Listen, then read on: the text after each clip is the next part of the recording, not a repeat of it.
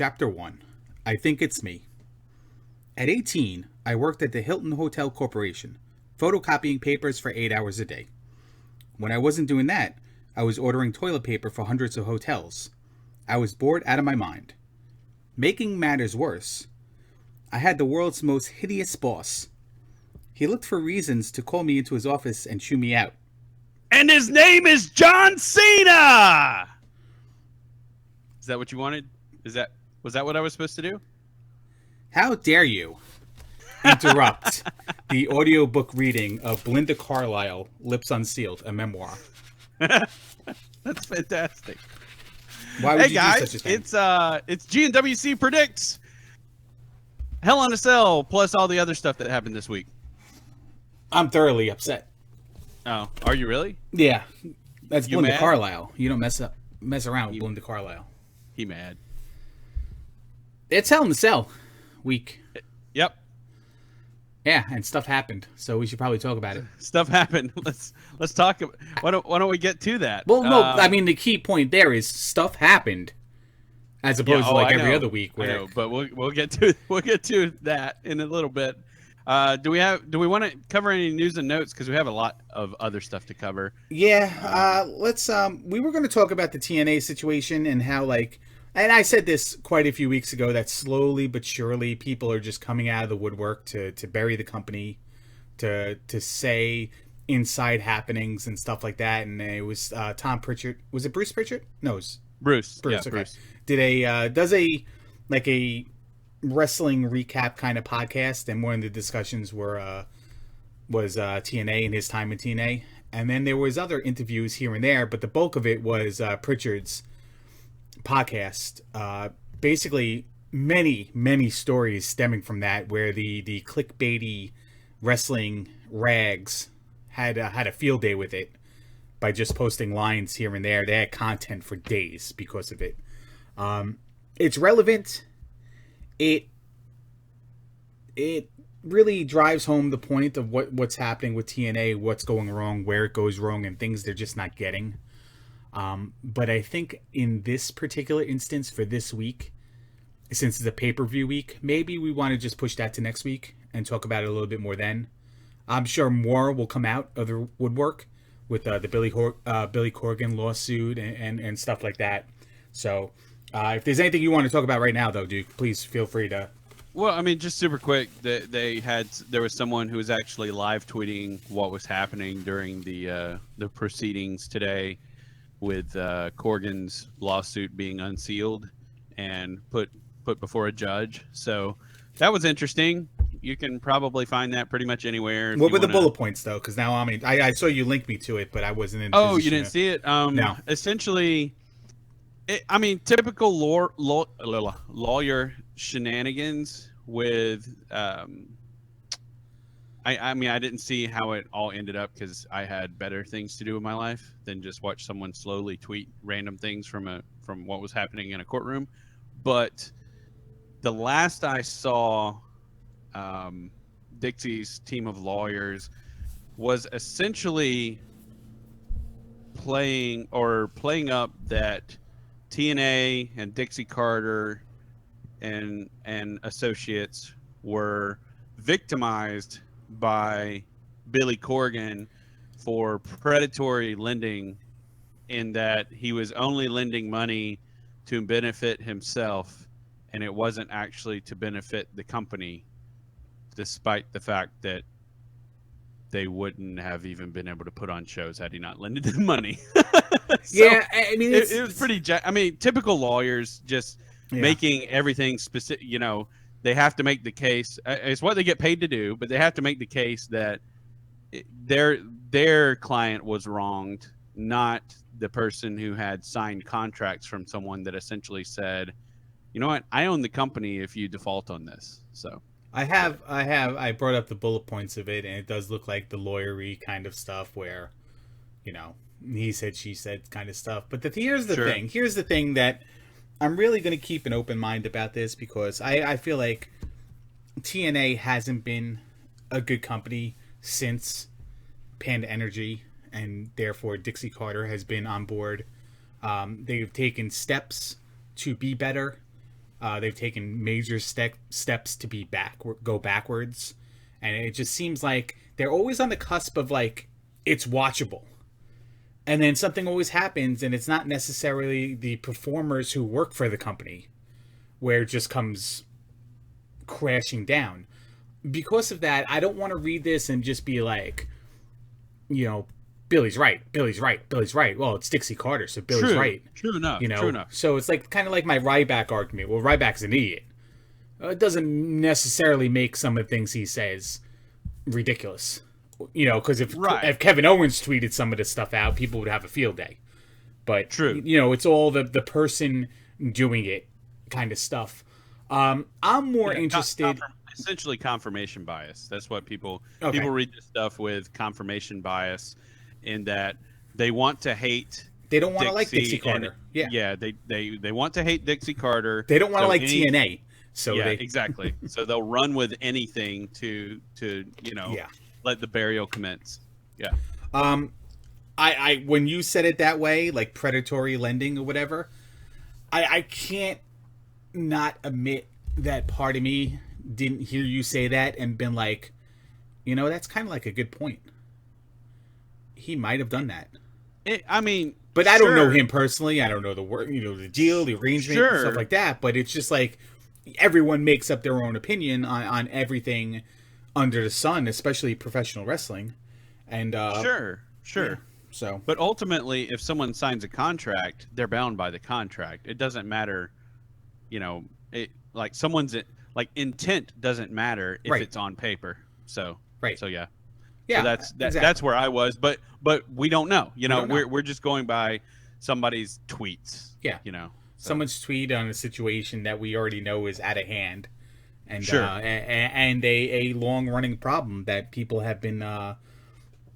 It's had a snowball effect, because every time something goes wrong with TNA, listen to this. We've been doing this show over a year, maybe a year and a half, probably not a year and a half, but about a year, but over a year.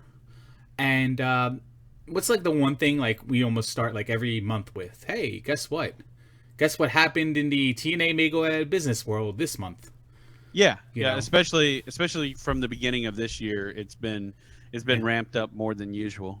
So I want to listen to the Pritchard thing. I listened to half of it, and I didn't get to the stories yet, so I want to save that. I want to listen to it and how he presents the stories instead of just reading the stories like Pritchard said this, just in case it was taken out of context and stuff like that. So we'll talk about it more next week. It's interesting. Sure. It may not, something more interesting may come up, and we might not even listen, as long as they're on the air.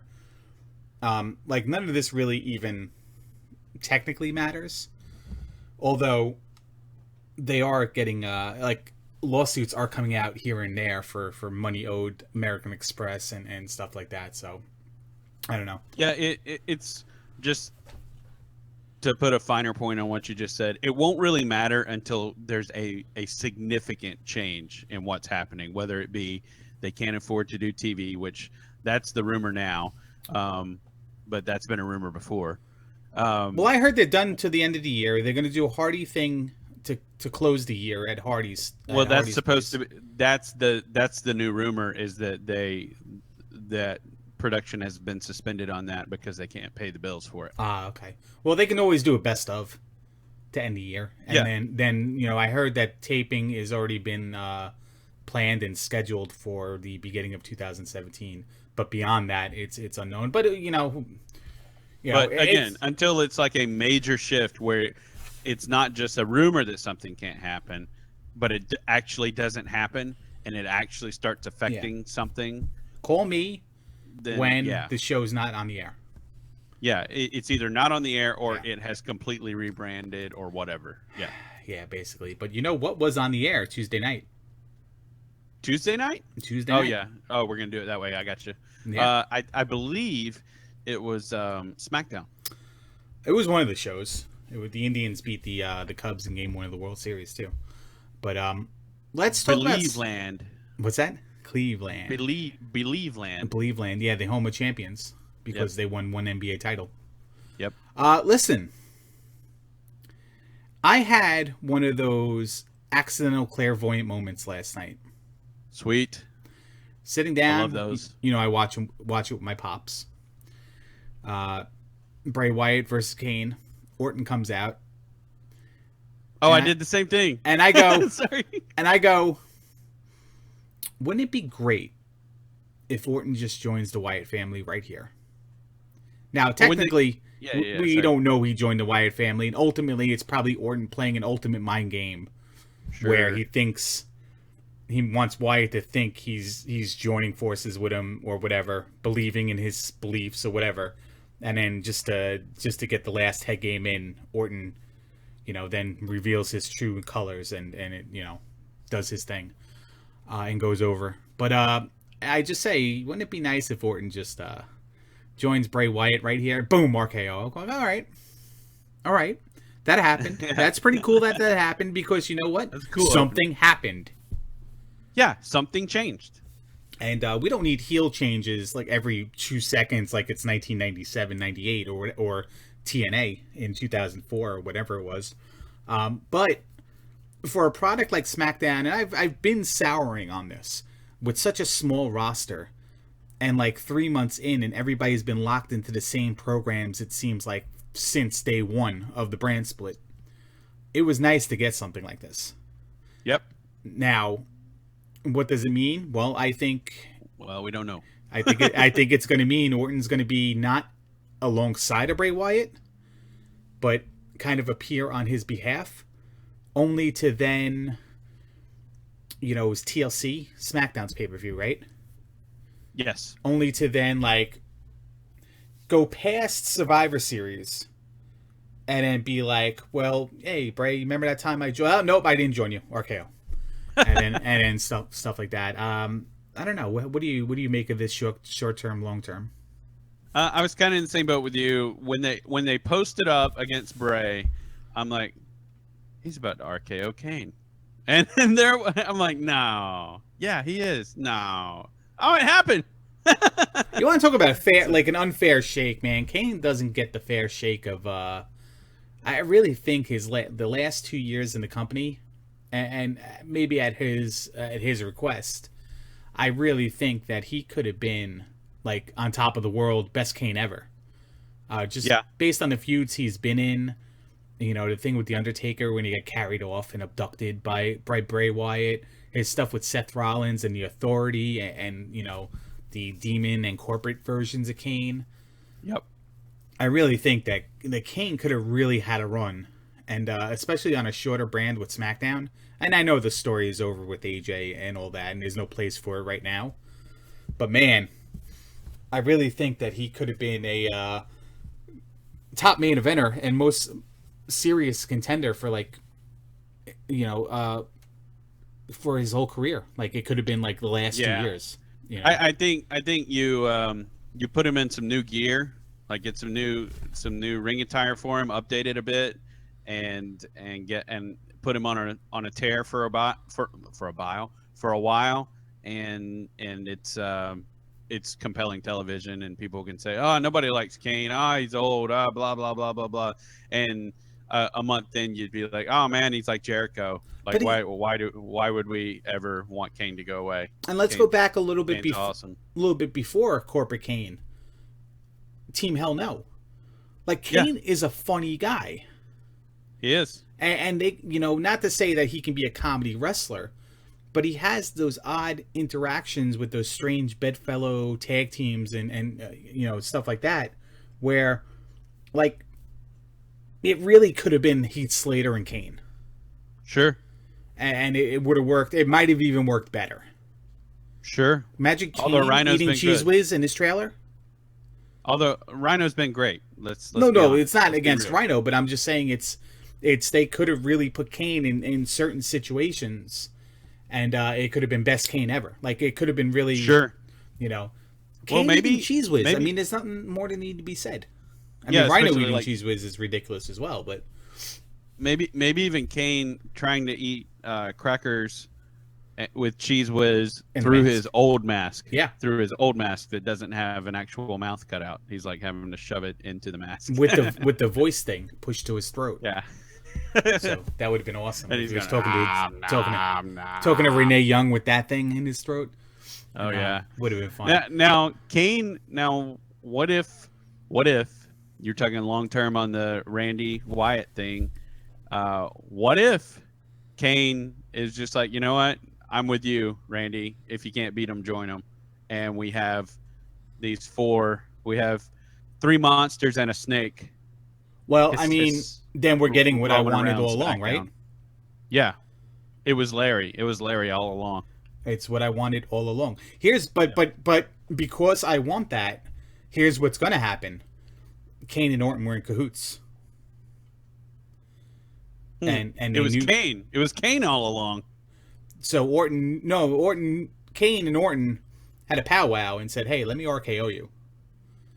Let's get inside." It was Randy. It was Randy all along. What do you mean? I'm just. I'm going with the whole. Vince No, we're going to get inside Bray thing. Wyatt's head, and here's how we do it, Kane. Let me RKO you, and we'll we'll beat you up a little bit. You can take it. You're a big guy. And then a couple months later, we'll get our revenge. Just when he thinks he's done everything right, we're inside his head now because he thinks he's when he thinks he has all the answers, we change the questions, kind of deal. Kane cut a great promo on Randy on Talking Smack, so it was pretty good. Yeah, it's all part of the story. Nice follow up, but yeah, I thought it was neat and it was different. It was new. And yeah, we'll see. Hopefully, it is a little new though, and we see it for a little while, and it's not just RKO out of nowhere 2 weeks from now or whatever. Well, it has the same vibe of we've seen this before with Daniel Bryan joining him. Right. Yeah, that's my thing. Is I'm hoping it's not that way. That maybe we actually see Randy run with him for quite a while. That would be kind of cool. I think that kind of different. Yeah, listen, because then they'll just come off the heels of whoever wins. Well, we're going to assume that Ambrose and Styles are going to wrestle for the title on Survivor Series, or maybe they'll push that to. Because listen, we'll talk about that later with Survivor Series. But sure. But that was good. Nikki Bella versus Natalya was pretty good too. Yeah, man, Nikki's reversal out of that. Yeah, out of.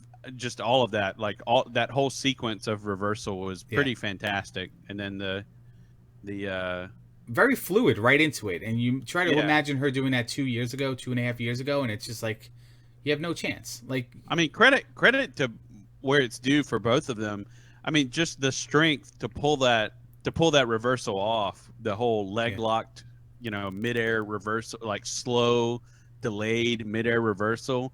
Just the strength that it took both of them to pull that off was actually that it says a lot for both of them as athletes. Yeah, I was impressed. So it was a cool little deal. And then our boy thing continues. Our boy James Ellsworth with the no chin music on AJ getting Ambrose disqualified. Yeah, and everyone. I mean, I don't think anyone anywhere could have played that better. I mean, that was like that was Hollywood A+ level production. Oh, and acting by everyone, and involved, the reaction shot, including Ambrose Mike and Chioda. Yeah, the Ambrose and Chioda looking at him after he did it, like what, dude? What'd you just do? And then like the pause, and then the turn around, look at Dean, and then just call for the bell. Yeah, that and Dean's like, no. That was it's just the. Really like everybody played it to a T, and I was as usual following a live chat thread, and someone and people were like, "Are those actual tears? Is he actually crying?" And I couldn't really tell if Ellsworth was or whatever, but man, he knows how to milk some emotion out of people for sure. It was very cool, and he was great on Talking Smack as well. He was on Talking Smack 2 weeks in a row. I mean, it just goes to show you what they think of this guy, and not what they think of him like he's the next superstar, but next world heavyweight champion, main eventer. But he's a guy who defines a role, and they love him, and they seem like they have a million situations they want to put him in. Well, and it's a role that they've been sorely missing, because you put anybody else in that. And people this has happened. You put Zack Ryder in that exact role, and people are like, but Zach just deserves so much more. God, you Yeah. know, and people are either souring on the company or they're souring on Zach because he's in that role. But you have Ellsworth come in and be an sort of an outsider, and they just keep working him into more and more and more, and he hams it up just perfectly and shows just the right emotion for whatever is going on, and he's just awkward enough that you're never like, man, this guy is main event caliber, but you want him in wherever they're going to put him, and wherever they put him now, like if he stays somewhere around the world title, that's one thing. If they move him to another title, like maybe get him involved with Dolph or something, Well, now like now that. we're talking. He's on the roster. Yeah, I know, Yeah. but what I'm saying is, like you said, it shows what they think of him. But he is a utility guy that you really can move all around the roster to different things that are going on, and it doesn't hurt anyone else who's involved. It only helps everyone who's involved, in my opinion. Kane and James Ellsworth as a tag team. I'm completely excited about that. Team Chin No. Team No Chin. Yeah, Team I Chin mean, Hell. No. SmackDown was once again the better go home show for Raw's pay-per-view. Yeah. It made you excited about wrestling Yeah. when Raw had just really made you wonder, man, am I even going to watch this pay-per-view? But they're still falling into their little things though. Again, the Ascension come out, cut this promo. We're back. Welcome to the like they do the NXT promo kind of thing with the Ascension. Hype Bros beat them. Yeah, that was kind of weird. Okay. I didn't understand the purpose of them cutting a promo only to lose. We have 6 million tag teams in SmackDown. One team wins. Yeah. Actually, well, I mean, Usos are like 50-50. Heath Slater and Rhino win all the time, and then like everyone else just, American Alpha doesn't win because they don't want American Alpha to win now, is basically what everyone thinks. Well, I don't think that's it. I just think they're saving them for a more compelling you can't have time. Yeah, I mean, you can't have, if we want to consider them the best tag team they have, and maybe they're not, technically, but you can't have all your best things happen now. Right. So you do have to you spread can't it. have Yeah. American Alpha and Becky Lynch at the same time, and AJ Styles. Like, who else do you want to see holding titles besides those people? You I mean, can, seriously. but you gotta like kind of stagger them, and they can all hold them at the same time, and then lose them like staggered thereafter.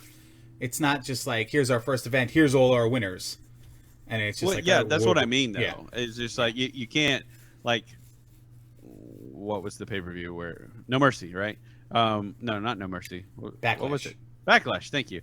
So you can't have everybody win the titles at Backlash, or go in with the title. Yeah, you can't have everybody win the titles at Backlash, and then they just keep perpetually holding them, and then you get in the same situation where it's just like, well, something needs to shake this up. Like, who is there to challenge for this title at this point, because they've beaten everybody now. So yeah, anyway, but I'm just belaboring a point. So SmackDown was good. Yeah, Talking Smack was great. It was as pretty usual. Yeah, yeah. I gotta get in the mindset and watch that. But I told you, there's so much, man. I just can't. I have to take a break every once. And plus, I watch it with my dad, and at like 10 o'clock, it's like it's like I'm gonna fall asleep every 5 minutes, kind of stuff. And it's like, well, why even bother watching it then? If we're just gonna watch it again later or whatever. But yeah, Alexa Bliss putting the NWO spray paint thing on Becky Lynch's back. It's nice. It's a nice touch. They what's that? The yellow spine. They include everybody, and they get everything in. But that's the 2-hour show. It's nice and tight and compact, and they can do vignettes. They can do interviews backstage. They can do comedy. They can do tag team. Two segments for the women and 2 segments for the tag teams, and they can get a lot of stuff in 2 hours. And then there's Raw. But before we get to Raw, let's talk about NXT tonight. As we record this tonight, let's talk about it. Biggest thing stemming from this was the reveal that Mickie James is gonna fight Asuka, something that WWE spoiled on social media. And I totally agree with your point that that's a dumb thing for them to spoil. However, guess what? Everybody else is going to spoil it. That's Period. fine. I mean, that's fine. But everybody else I'm not following on Twitter. Fair enough. WWE I'm following on Twitter. So if Gotcha. if I'm bored and I'm going through Twitter and then WWE is spoiling their own stuff, it's like, well, that's not where I want to get my spoils from. I can go like Right. if I go to any of the other online wrestling news sites and it just so happens it's like, some of them will be nice and someone will say Asuka's opponent announced for, and then it's up to you if you want to click it or not. At the TV tapings, then it's up to you if you want to click it or not. But then some people just flat out outwardly say it, and it'll get spoiled that way. But to come from the source, I hate, because there was a one time, I think it was 2 weeks, 3 weeks into when WWE had the main event. I think it was on PAX at the time, and Kofi Kingston won the title, but they taped it on a Tuesday and they aired it on a Wednesday, and they put it on Facebook and Twitter on Tuesday night. Yeah.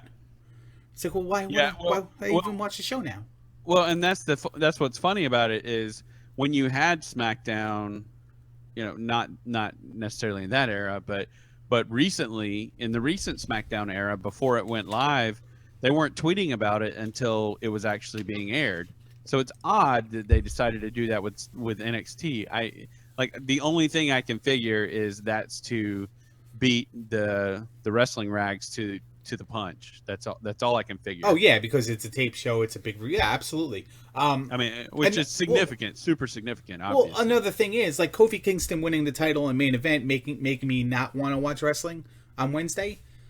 This could actually bring people into NXT. It's like, I remember Mickie James back when wrestling was good.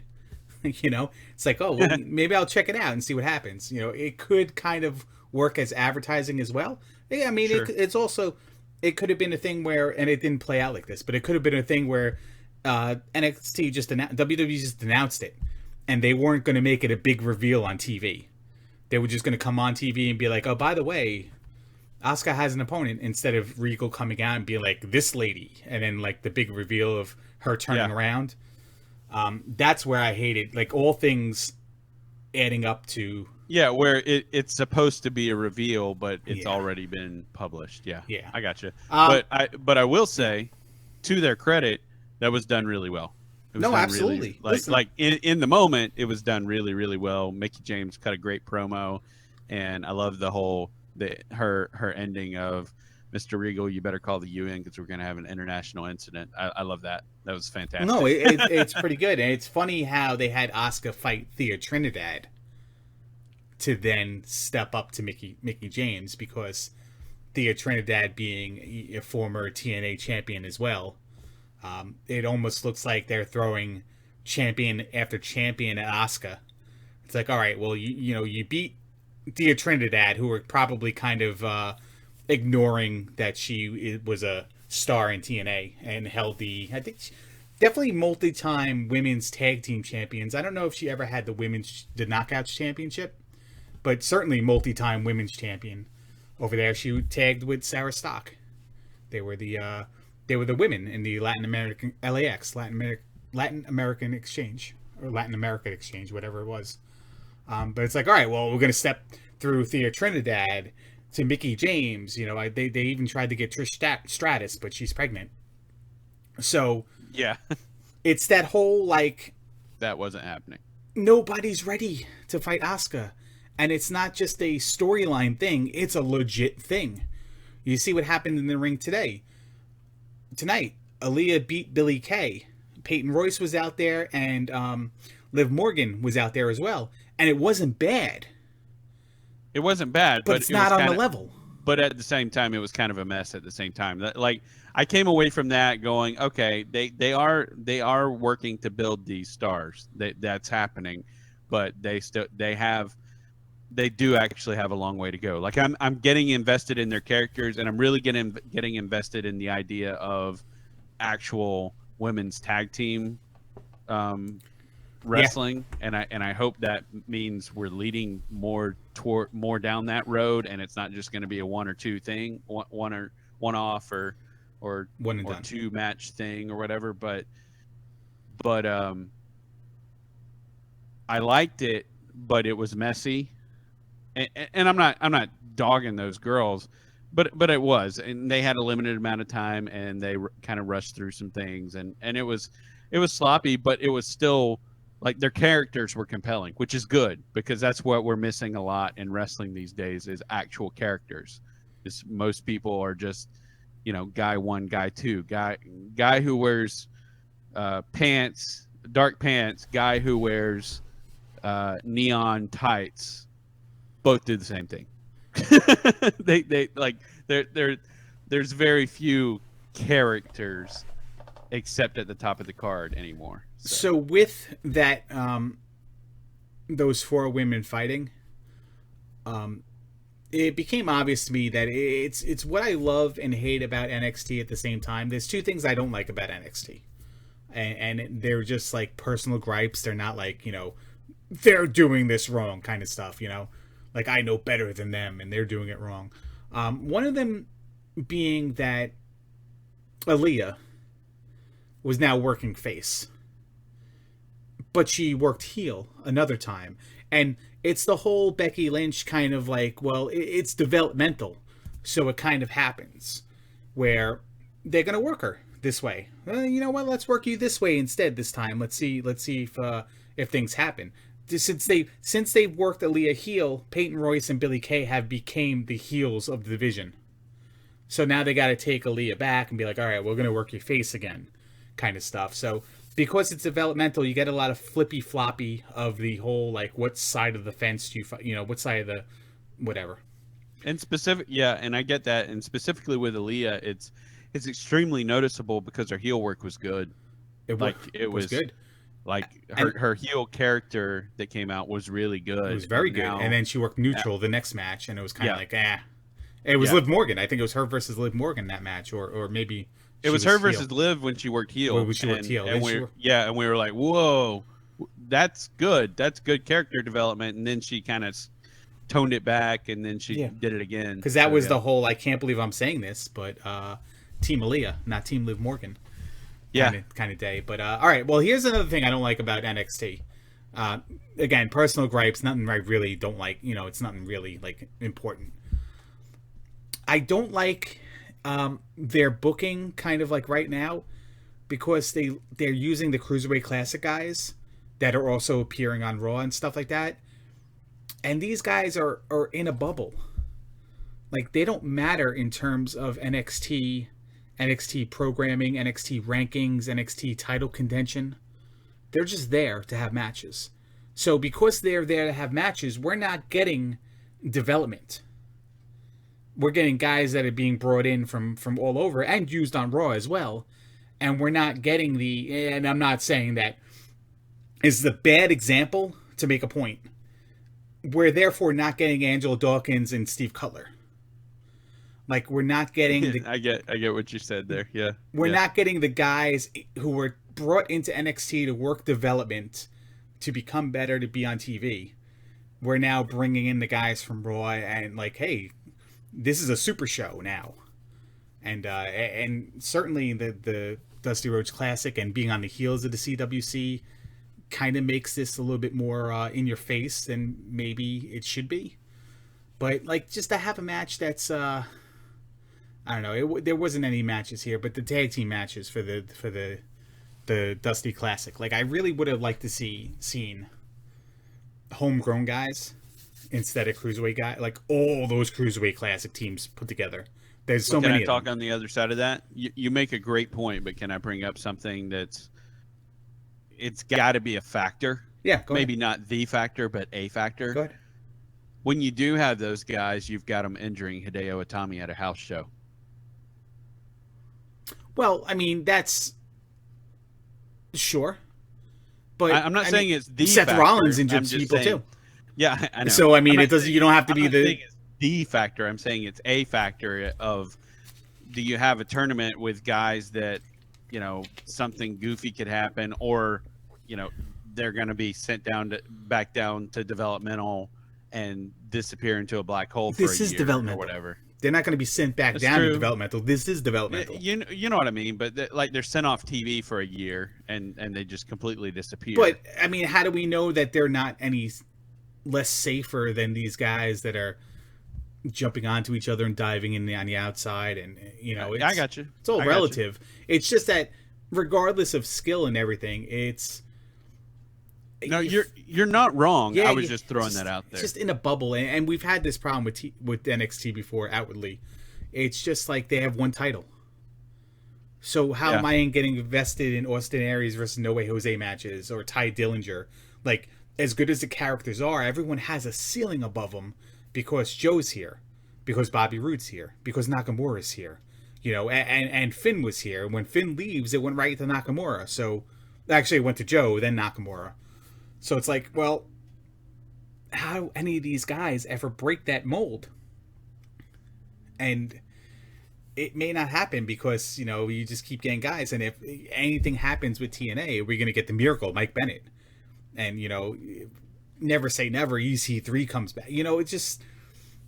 Yeah. There's like no place for people. Like, all said and done, here's where my point leads. They need a mid-card title. Yeah, something.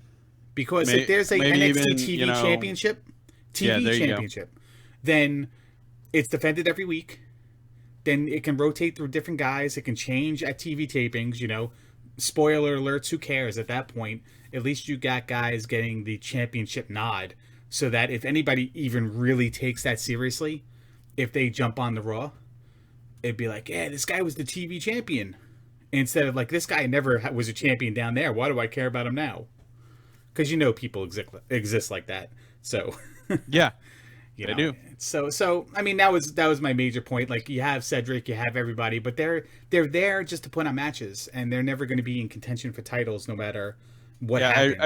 I really like the idea of a TV title that's more for your up and coming guys, though. Like you're saying, that it's you have someone established who has it initially, and then in a freak upset, a guy who's been gathering some steam wins it and ends up being your first sort of true developmental TV champion guy, and has a little feud with whoever he took it off of, and then other people start challenging for it and everything like that, and like you said, has to be defended every week. So it's not just we get story, we get actual title matches where people learn how to be a title holder. People learn to build story around being a title holder. The company learns the title holder. The company learns that the fans care that this guy is holding a title or not.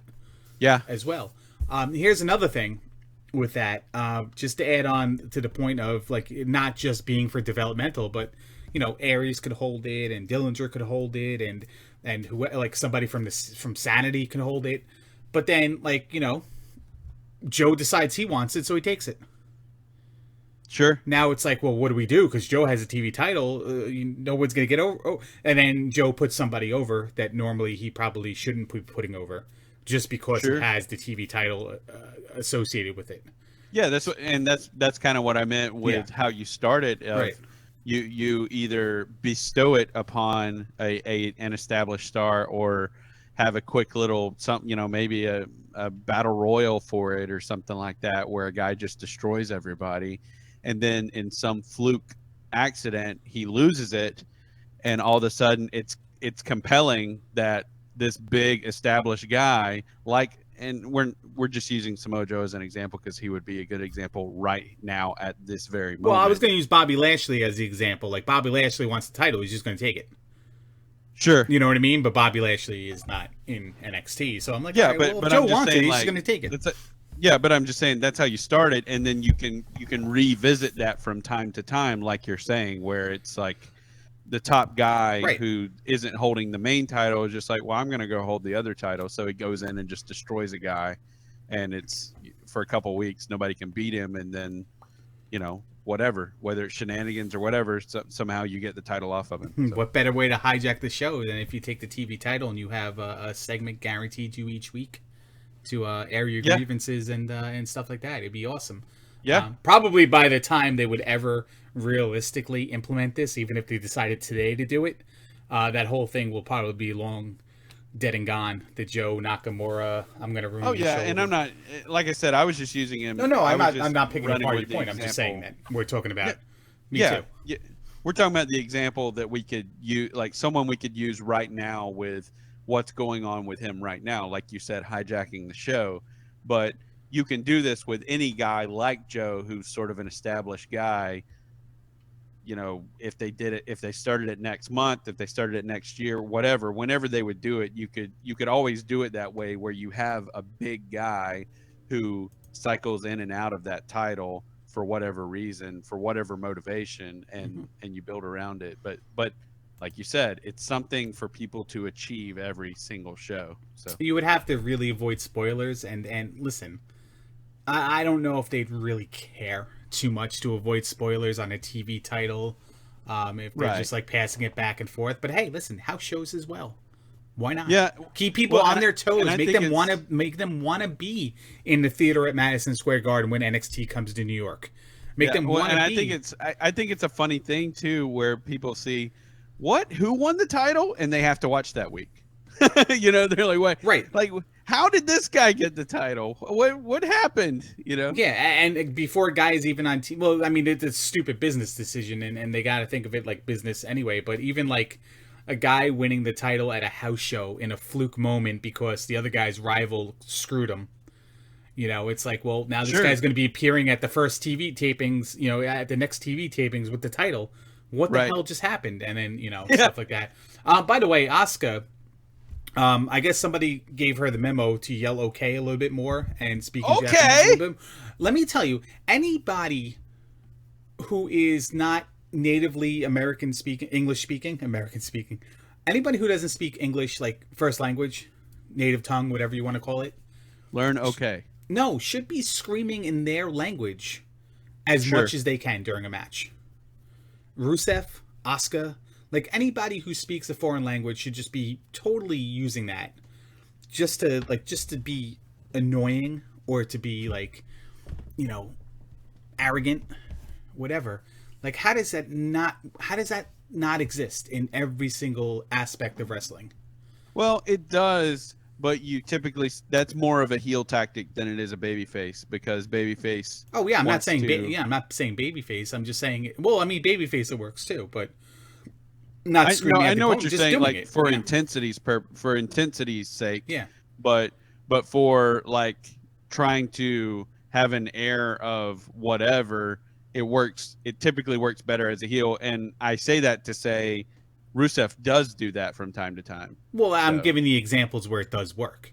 Yeah, sure. So why aren't other people who have been Right. like, you know, I get you. I get you. you know, Jacques Rougeau back in the day? Why was he not speaking French? Because he probably didn't know French. But Yeah, why was because he? that was a made-up name. Why was he not Because speaking? he was French Canadian, not French. Oh, listen, I had GeoGuessr the other day, and it put me in Kevin Owens' hometown. So I Did it? that. Yeah, where is he? St. George, right? St. Pierre George or something like that. Maybe. St. George's, Montreal, Quebec, or something like that. I don't know. Who knows? They put me like right there, and I'm like, holy crap! Like I know where this town Well, is. It's by Montreal. He's from Maryville, is what? Oh, they, Maryville. Okay, well, I yeah. made it up like he lived there, and I was like, this is by Montreal, and I went. It was by Montreal. I put my marker down, and 5,000 points. It was pretty Way good. to go. Way to go. So let's move on to Raw, and therefore Hell in a Cell. The reason why we're here. Can I know you want to say something here, but let me just do this. How did they think it was going to work? Cutting a promo on the crowd, cheering Goldberg in a state where Brock Lesnar is billed as his hometown, in a state where he played football. How did they think that the crowd was going to be anti-Brock Lesnar to do that segment? Literally 5 minutes from where he wrestled for the University of Minnesota. Literally, the place they were standing, it was a jog from where he used to. Like it was a good cardio session from where he used to wrestle. So I have no, like, there's just no excuse. Like you can't go off of a promo that was fantastic last week. Don't get me wrong. Goldberg was great last week. He was the highlight of the show last week. However, you can't take that promo and say, wow, that means Goldberg's totally the babyface, and we just run with that and ignore all other factors. It's baffling. It's mind-blowing. Paul Heyman did his best to ad-lib and save that segment. Instead of making it about the crowd, he started then making it about individuals who were chanting for Goldberg.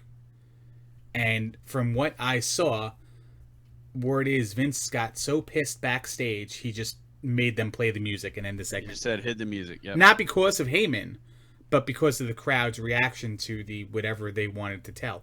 So they just wasted a Brock Lesnar appearance for that garbage that happened. This goes back to what I've said, like Brock Lesnar appearance ago. I guess it was the one that they, the 2 in a row that I thought they wasted when the brand split first happened before SummerSlam, where it's like you're paying him all this money to come in per appearance, and he just stands in the ring while Heyman talks. Well, this time he stood in the ring while Heyman talked while they played him, while they ended the segment early. So how is this? Why don't you just pay him per appearance at this point and just have it at the pay-per-view? Why do you even need him there anymore? You know what I mean? Are we like over Brock Lesnar being a wrestler at this point? I mean, that's the thing, is I don't think a casual crowd is, because most people who and it's kind of, it's a good thing and a bad thing, because he gets these big pops and everything. He gets a huge reaction when he shows up, and they're like, oh, then we just need to keep paying him. Well, yeah, but he's making everyone else on your roster worse. Like nothing. I'm not saying this him as a person, but the gimmick, the whatever, the booking, all the different wrestling terms you want to throw at what surrounds Brock Lesnar and how Brock Lesnar fits into the picture at any given time. All of that stuff, it works for the casual viewer. It doesn't work for any sort of long-term anything with anyone else. And if he's not ultimately, again, I'm going to use a bunch of wrestling terms, a bunch of jargon, but if this isn't ultimately to eventually put someone over, which I really at this point don't think it is, then what's the point? He makes a ton of money. They pay him all this money, and he is a good attraction for the live crowd. But man, he doesn't make anything better around him.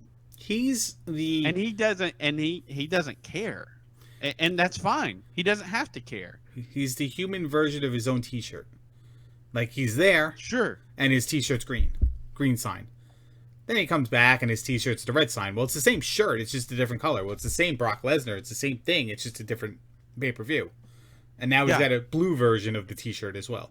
So, like, everything is just like same old.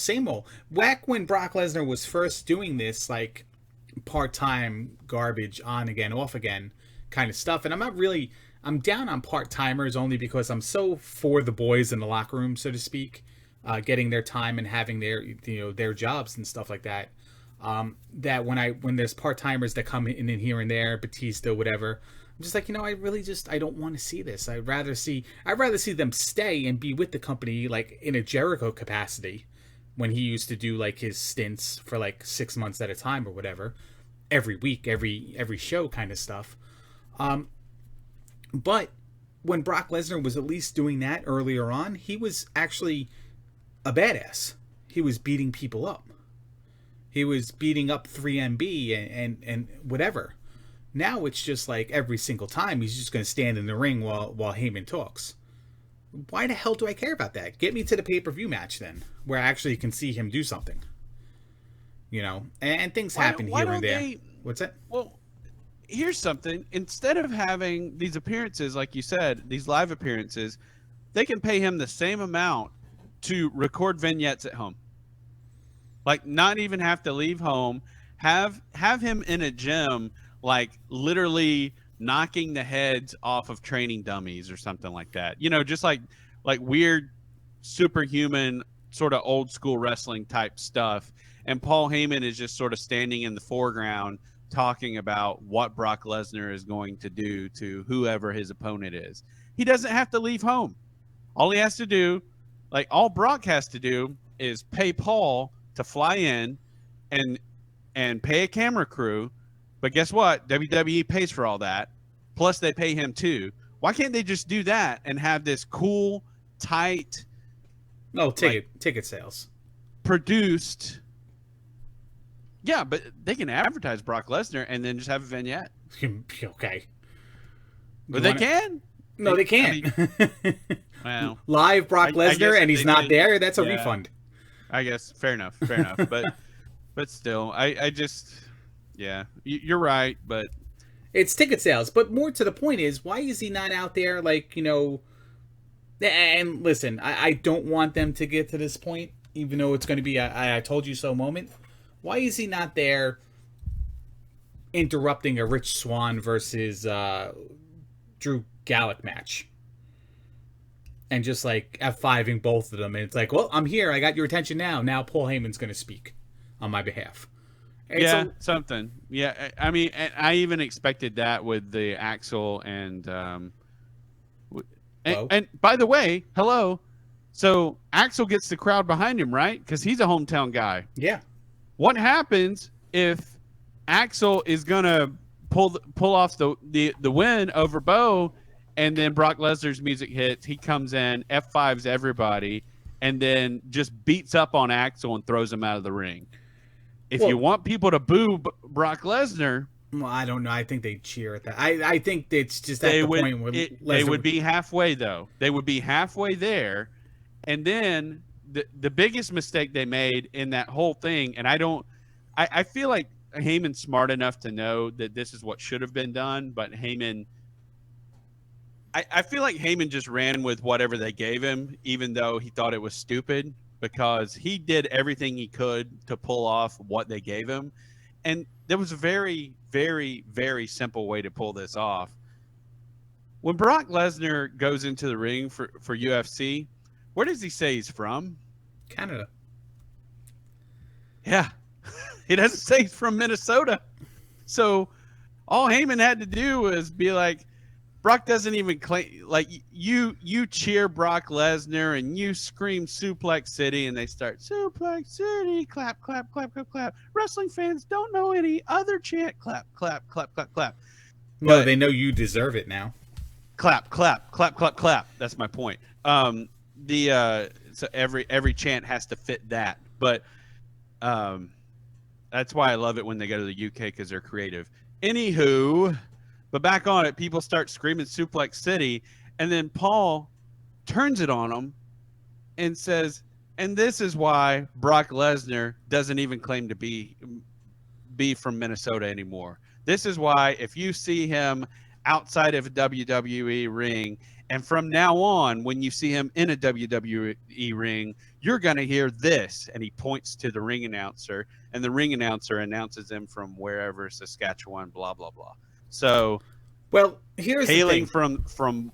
from there, and then people, you actually get some heat. But instead of that, they're just like, oh, you should be cheering Goldberg, right? So here's the thing. And this isn't even happening at Hell in the Cell, but it just shows how much it pisses people off that we keep talking about it. Do you want Lesnar to be hated? Fine. Here's how you do it. That works too. Combination of, how about Lesnar speaks? And he speaks from that character that, I don't care about wrestling. I don't care about you fans. I've quit before. I can quit again if I want to. I'm here to beat people up, take money, blah, blah, blah, whatever. I think Lesnar's true character, like legit, like IRL Lesnar, would put people off their edge of being like, well, I don't like this guy. And guess what? Hold on. But they have Heyman as his mouthpiece, and people love Heyman. they have Brock doing all these Brock things all the time, and people love Brock. So you have to break that mold. They didn't break the mold. They kept the mold. They put it in the ring, and they just said, okay, well, we're doing it this way now. Well, and it doesn't even make sense that the groundwork is already laid for exactly what you're doing from an even more personal, exactly what you're saying, even from a more personal standpoint. What was the last thing that Brock said to Heath Slater? I don't remember. I don't give a shit about your kids. Oh, okay. Right? And you can bleep me out or whatever. I don't have the technology to do that. Maybe I should have bleeped myself. Sorry. But what was Goldberg's promo about last week? Well, loving the business, loving the fans, loving everything. Wanting to be a superhero for kids. What did he do? He ran around hugging kids, pulling kids out of the crowd, putting them on his shoulder so he could be a hero for kids and so he could be a hero for his kid. Guess what Brock Lesnar doesn't do? He doesn't give a about your kids. Right. The groundwork's already laid for it, and it seemed like there was continuity already there, and like you said, it plays to who Brock presents himself as in any other capacity, as opposed to just this silent guy who stands behind Paul Heyman as a mouthpiece. He's a guy who just doesn't care. And then what did he do for the 30th time? Then what did he do for the 30th time? He just stood behind Paul Heyman and, whatever. Yeah. It's like, it's just But, I mean, he doesn't care about kids, and you're making Goldberg a hero. Like, Goldberg has come back to be a hero to kids. Hello. Like, Burt and Guster. Hello. Like, that's all I got. I mean, it's a perfect puzzle, and instead you just, hey, Minnesota, where Brock's from, where Brock wrestled 5 minutes from here. Boo him. Cheer for Goldberg. Wait, that doesn't even make sense. I don't even know where the definitive line was, where the crowd was supposed to then decide that they weren't going to like Brock Lesnar. Because there was nothing to hate him about. Right. It just seems like it was just written to be, and then I've talked about this before. It's just a flippy floppy thing that Lesnar's heel or face whenever his opponent dictates it to be heel or face. He's always going to be himself, but it's just what does the company want him to be, because he's fighting, Dean Ambrose. He's fighting The Undertaker. He's fighting whatever. And it's always something where it's like, well... But he's always just Brock, like you said. He's always Brock, but... He was the babyface in the Undertaker feud, but he's just Brock. And can't they tell with how many T-shirts they sell and how many millions of dollars they throw at this guy that people want to like him? And it's so stupid. It's so stupid that this is for Survivor Series. And like everything else that happened on Raw was almost like inconsequential to Hell in a Cell. By the way, we have a pay-per-view coming up this weekend. We're going to put something on that completely detracts from it because we have to get this date in for this guy. All right. So real quick anyway, Hell in a Cell. No, in like 5 minutes, let's just for the rest of Raw, Minnesota hates women. Like the segments weren't that good. But no, they were bad. They were loud and vocal against Bayley and Dana Brooke. And they were almost loud and vocal against Sasha and Charlotte. And Foley really saved that at the end. He did, but he didn't for me. He did, and you kind of had the Mankind promo seeping out of him. Right, but ignore the first 6 times he started yelling at them about not knowing what they were getting themselves into. But then just take that last part where he yelled at them. And it's just like, well, okay, the crowd was crapping on it. Now it's like, Foley. So they went from boring or whatever they were chanting. Probably everyone was probably chanting different things to like Foley. So, okay. But guess who they weren't cheering for? No, but they also weren't booing or saying boring or saying CM Punk. So it was still a save. Everything else was just like, whatever. And why do we get a New Day versus Cesaro Sheamus match before the pay-per-view New Day Cesaro and Sheamus match? Can you explain that to me? Yeah, because every time we have a title match before, like for some reason, every time we have a title match, what we have to do is have a non-title match where the challenger or where the person who isn't going to win on the pay-per-view wins the non-title match. Every time now. Formulaic, just complete garbage. We have to do that every freaking time now. They did figure out, though, something that does work in their format. 3 hours of Who Stole Chris Jericho's List would probably be better TV than whatever we watched on Monday night. Yeah, if that's all I had to watch, I would have enjoyed it. So I went in. Let me be honest, and I'm not trying to. I'm really not to be lull TNA toward Raw at this point, but I'm getting there, and I was on the verge of. I mean, this was really me on Monday night. I have better things to do. I don't think this show is going to be good. Raw sucks at go-homes.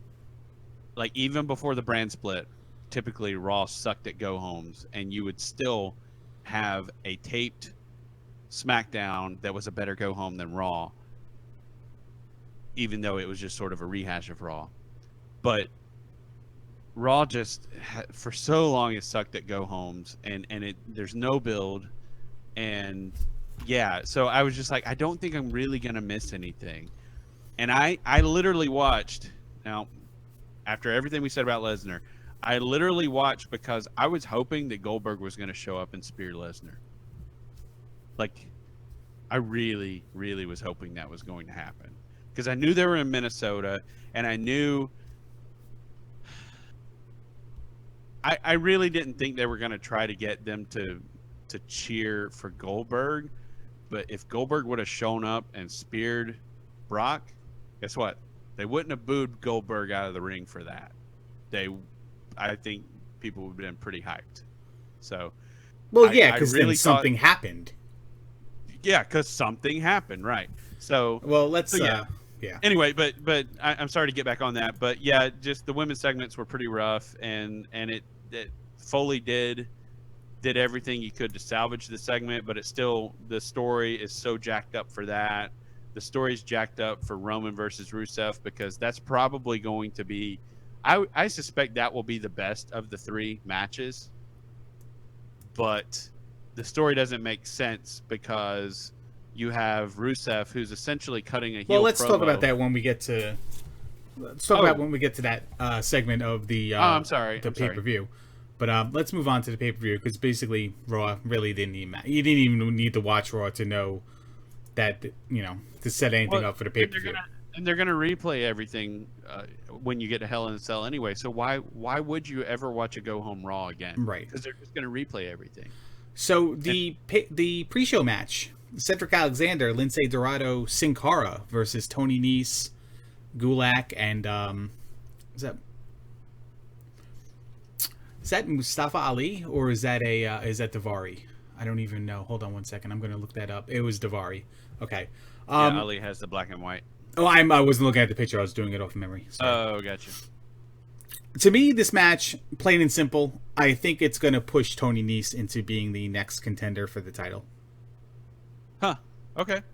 Or it's going to push somebody on the other team to be the next contender for the title if Kendrick wins. So maybe Cedric Alexander. I hope not Sin Cara, because then we're going faster to the ultimate end of this division that I don't want to see. But man, Lince Dorado is so exciting for me. I want to see more and more and more from him. I wouldn't. Maybe we can see him next, but I wouldn't disagree. But they definitely laid the groundwork of Cedric Alexander, Rich Swann, Tony Nese. Yeah, and that's pretty much it at this point for being on TV every single week consistently. Gulak as well, but I think if anything, it'd be Nese with Gulak instead of Gulak with Nese going for the title and stuff like that. So if you had to pick one coming out of this match, I guess it's Lince Dorado that you'd want to see get the pinfall and then be like pseudo number one contender.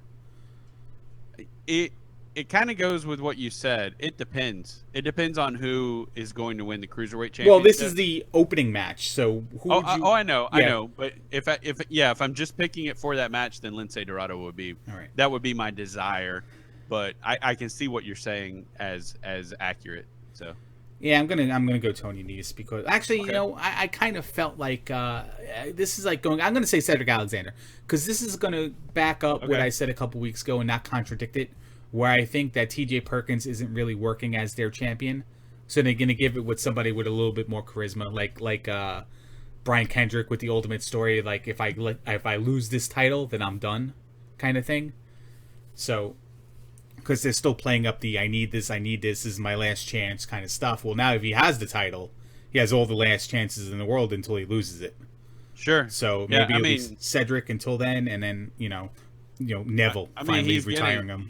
He's getting so old. He's 2 years younger than the current WWE World Champion, who's been around WWE about the same amount of time as him at this point. Yeah.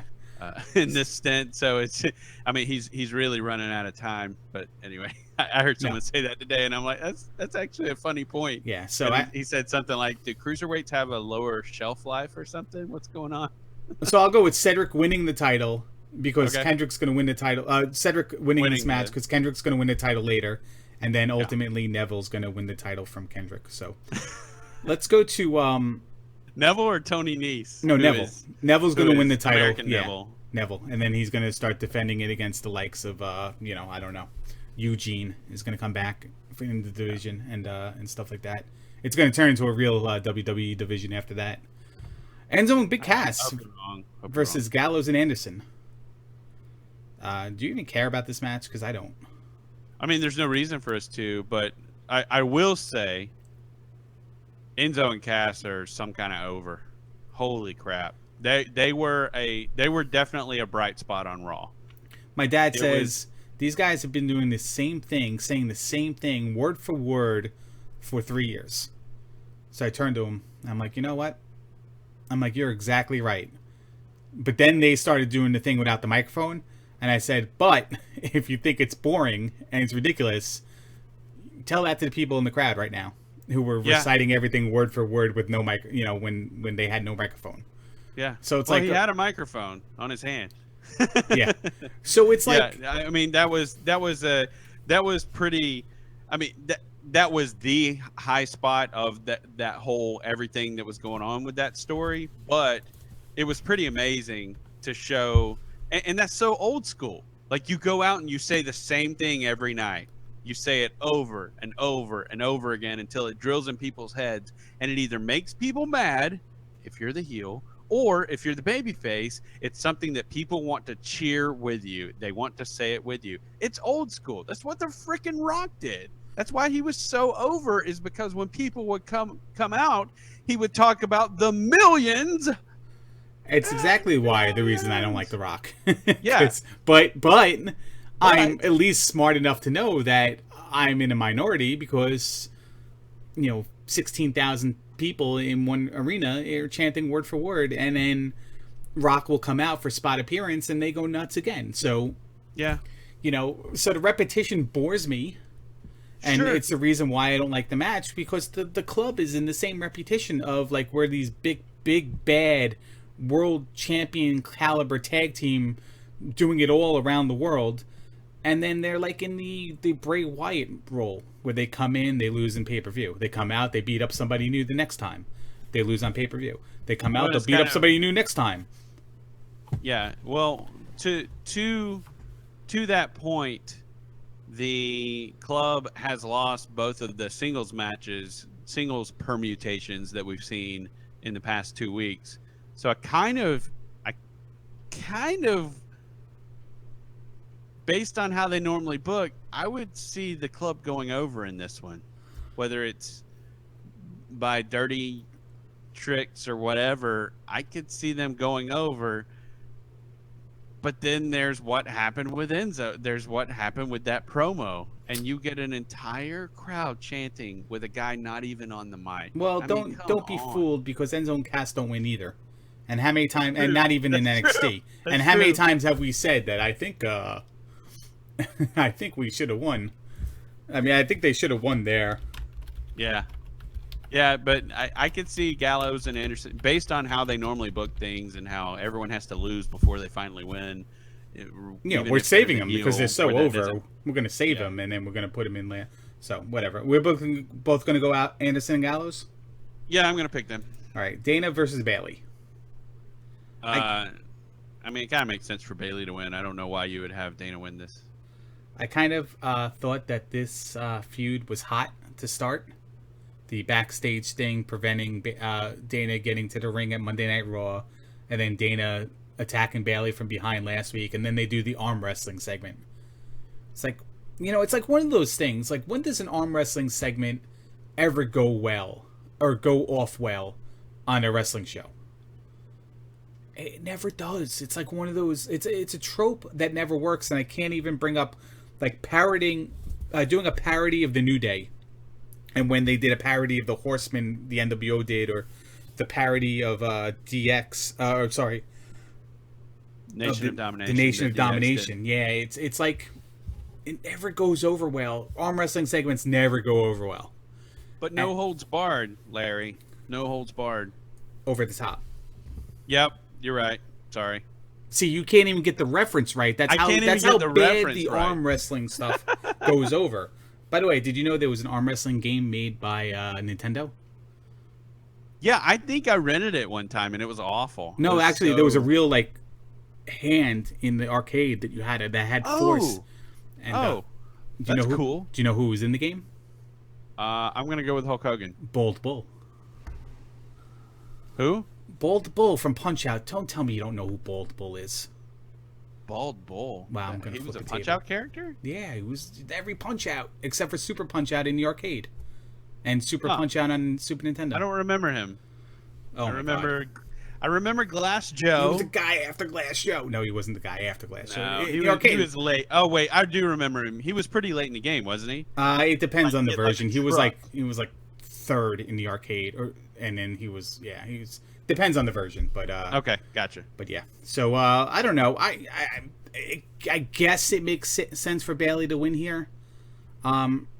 Ultimately, I think Nia Jax is still your next contending, legitimate contender for the title, and we haven't seen her since the kickoff show. I think for Night of Champions. Yeah, I feel like they've kept her off of TV very intentionally. Because they only have hang on, two let me segments. Let me say, I hope they've kept her off TV very intentionally. Well, they only have 2 segments for the women a week, so, or 1.5 segments for the women per week. So it's always been Bayley, Dana, and Sasha Charlotte, because that's always Sasha Charlotte. Yeah. I would like to see Dana Brooke win here, because I think it's not as predictable. I think if Bayley wins here and then fights, then it's going to be her versus Sasha, friend versus friend, or whatever. I think it's too quick to get there, and I think they have a lot of matches in them, so that we don't need to do it right away. We can do something else now, and then we can do the whole, Bayley Sasha thing later, and then do something else, then come back to Bayley Sasha, Bayley Charlotte. I think there's a lot of those combinations in the future, so that we can take a Dana Brooke now, who's kind of relevant now, a little bit. They seem to drop the whole protege thing without explanation. I think we can do something with it. I think Dana could be hot now. Dana's got to do better, though. I mean, she's lucky that Bayley is so professional that she found a way to explain the bad ending for last week. The whole, you dropped me on my shoulder, that's why I couldn't get up from the pin, even though you were obviously supposed to have your feet on the ropes and you didn't. So yeah, and then they just ran with it because Bayley invented a weakness so that they could roll with it. So Bayley's always had a weakness. Every time she has a match, for some reason, her knee, it's sure, but I mean, I don't think, as far as I could tell, that match was not supposed to end that way, and Bayley covered for Dana, and so hopefully we don't have to have that again. Hopefully they can get they can get a nice clean match. I honestly I'm didn't gonna even go with notice Bayley. anything wrong with that match. The ref stared at her like, "What are you doing?" And she goes, "Count." Well, she And always yells at the referee to count. yeah, but it was She's different. okay. It was different. I honestly watched it and never seemed to. Because Bayley just kind of fell out of the ropes, and because that wasn't done very well, and then Bayley was really close, and Dana pushed her away from the ropes, and she sort of stretched out, and she wasn't anywhere near anything, and yeah. All And right. Bayley's foot was way out of the ropes too, so it shouldn't have even been a count, but whatever. All right. So I didn't. according to the rules of every other match that's not been a count. There was a match the other day where somebody took a pinfall like clearly underneath the ropes. It wasn't that match. It was like another match. I'm just like, well, I guess being under ropes doesn't matter anymore either. Yeah, and the ref was looking right at it. Yeah, it might have been like TNA from June or something when I was watching, but yeah. So, all right, let's talk about the tag team titles and all the title matches that are coming up. 5 of them in a row. Okay. We'll save the cell matches for last. I don't know what order they're going to come in, so we'll just talk about them in order of importance for the title. New Day tag team champions versus the makeshift Cesaro and Sheamus. I mean, what's the point of doing the Strange Bedfellows tag team here if you're just going to put New Day over anyway? Is it just going to like be like now they're just going to break up and have their another feud? Yeah, I don't know, because you're right. That's exactly what's going to happen. There's no reason for, like, why would New Day lose? Like, if New Day lose before they break the record, and I don't, there's no reason to not give them that honor, because they essentially, for probably the better part of a year, were the most entertaining thing on the roster. There's no reason to not reward that. So Well, I'm fine with that from a business perspective. I don't know if it's business perspective to do stuff like that either, but Well, fair enough. But you make a valid point. It's on one hand you can say it, and on the other you say, well, not really. But I will say, I think it's worth it to have someone in the modern era who holds a record like that. How about that? There's a good business reason to do it. But yeah, I don't know that they break up here, but maybe they keep going at it, or maybe this is where Cesaro and Sheamus really realize that they can be a good team, and then they lose and they get sent to the back of the line, so they have to work their way back up. And then maybe they can take it off of New Day after New Day breaks the record, because it's only 50 days away. It's less than 50 days away now. So we're only by Survivor Series, I believe the record will be broken. I think. So, but it may not even matter at Survivor Series because they may be part of the tag team match. yeah, but guess what? Guess what happens the day after Survivor Series? Oh, it's the record? It's Raw. Oh, so I don't know when the record falls in that yeah, time. Yeah, I don't know either, and so I should have looked that up, but so it may not be that soon, but if it is, you have Raw where you can have a title change right after Survivor Series, since you're not really going to see a lot of title matches at Survivor Series. So it could be a compelling way to build to Cesaro and Sheamus like really becoming a viable team, a viable threat, and they sort of have to work their way through everybody else before they get back there again. So maybe they're the first team out at Survivor Series. No, that doesn't make sense. I'm booking the wrong direction. So anyway, but whatever. It's New Day's winning. So yeah, I mean, I kind of feel like the booking has to make Sheamus and Cesaro win, but I just don't feel that way. I feel like New Day's going to win. Aren't they heels if they win though? Like if they beat this weekend, if they beat the New Day before New Day breaks the record, aren't they basically heels at that point? Aren't New Day basically heels, or no, is the only record only care? Do people only care about the record because AJ Lee would have it? Where are the Demolition fans right now? They're like, well, they shouldn't break the record. You know what I mean? Like, does anyone even really care about the record?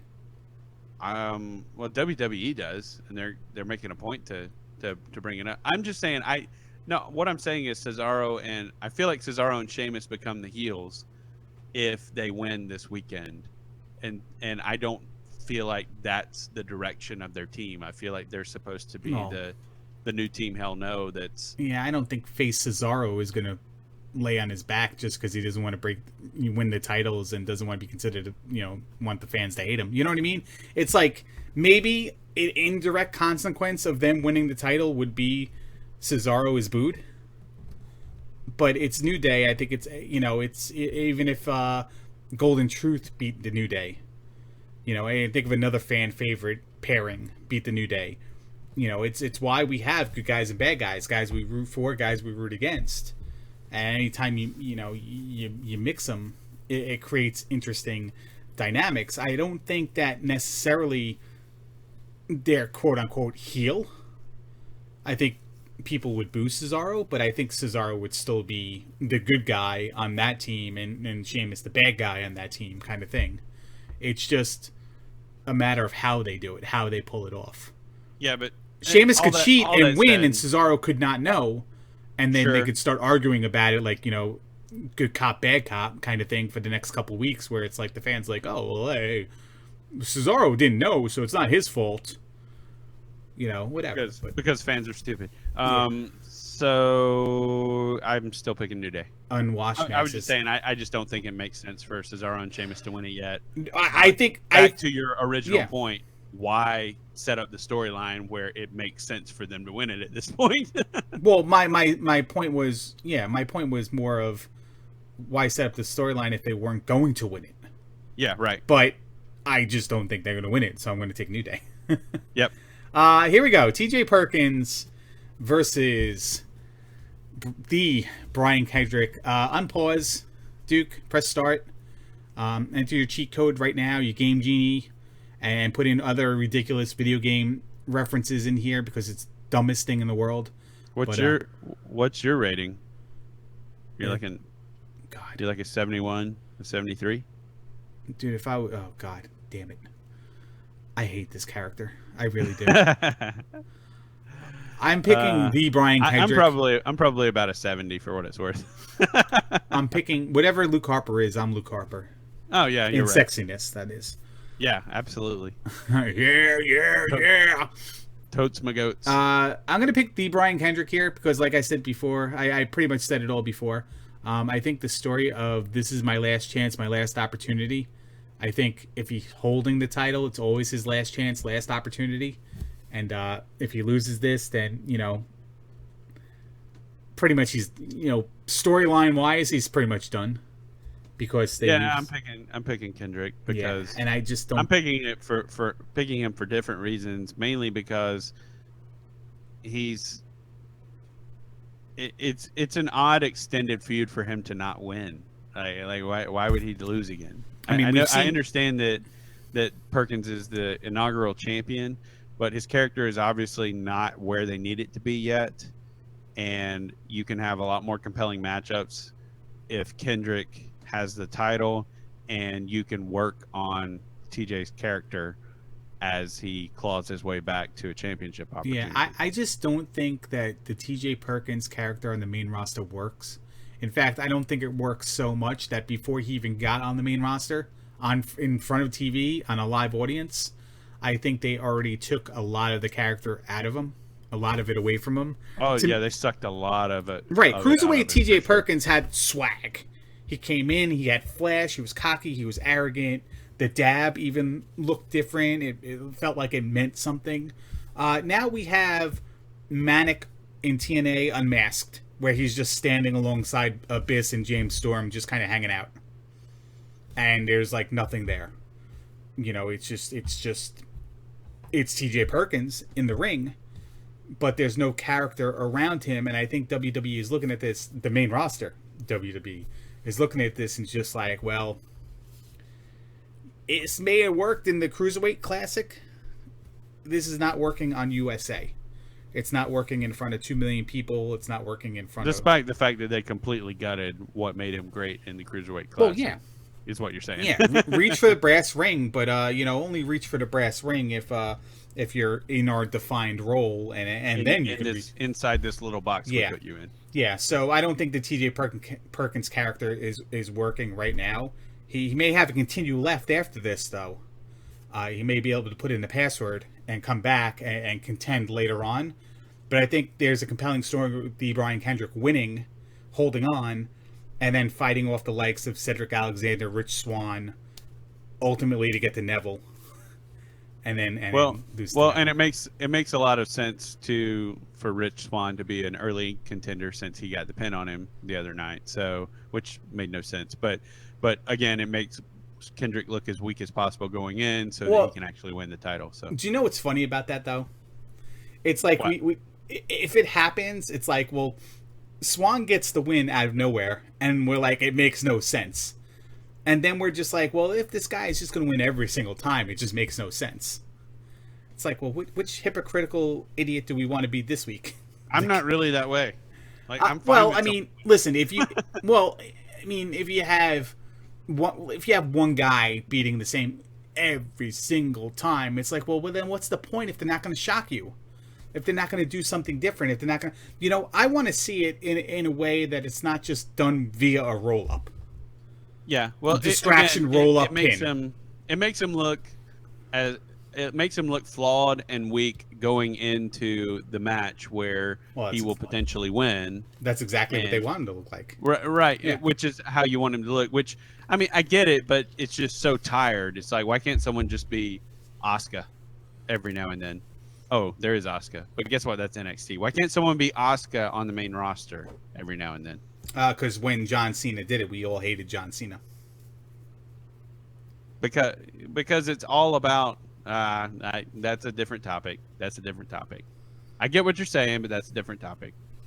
I don't want to get on that soapbox, but it's about the story. It's not about it is about wins, and losses, but if you do things that are compelling around those wins and losses, it'll be okay if someone has a streak. If you make a point that it's a streak or that it's something amazing and there's a chance that someone can beat the guy, it's one thing. But if a guy just rolls over everybody all the time, then it does get boring. And if he does it for years and years and years and years and years, then it does get boring. Ladies and gentlemen, my name. Oh well, you weren't talking about him. But here's the thing. Here's the flaw in the logic, and I get what you're saying. NXT is 1 hour a week, taped, condensed, tight format. Asuka appears like once every 6 weeks. I know, but that's fine too. You can't do that on the main roster. You have advertisers. You have you have to do. If you're going to do that in the main roster, it's going to be Cena.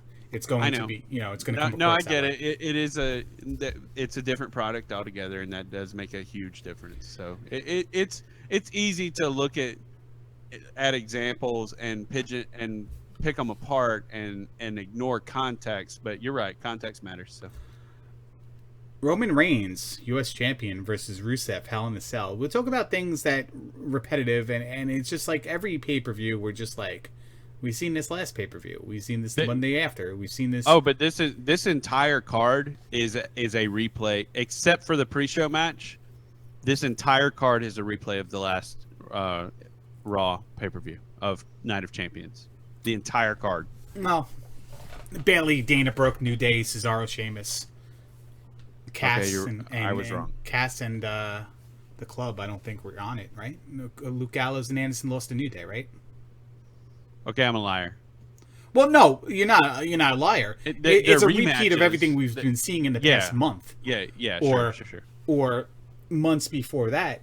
I mean, this whole Rusev Roman Reigns thing started virtually when Roman came back from suspension after losing #1 contendership or whatever. Yep. That triple threat match.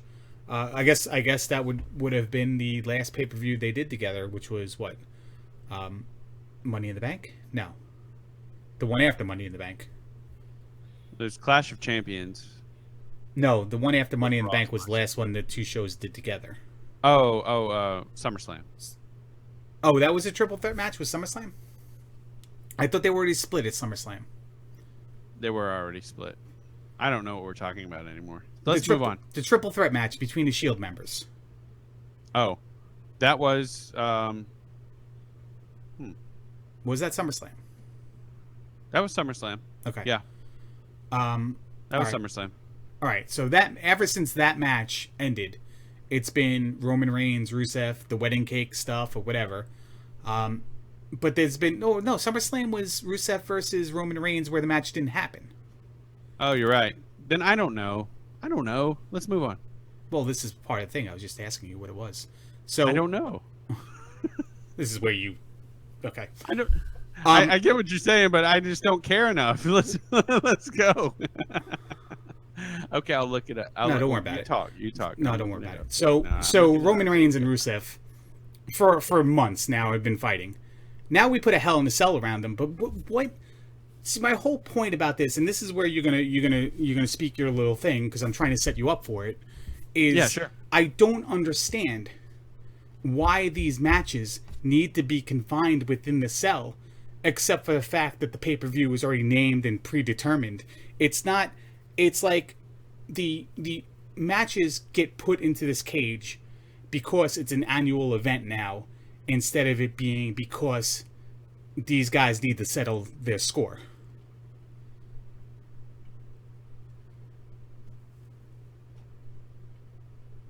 I was looking stuff up. Yeah. Well, here's my thing.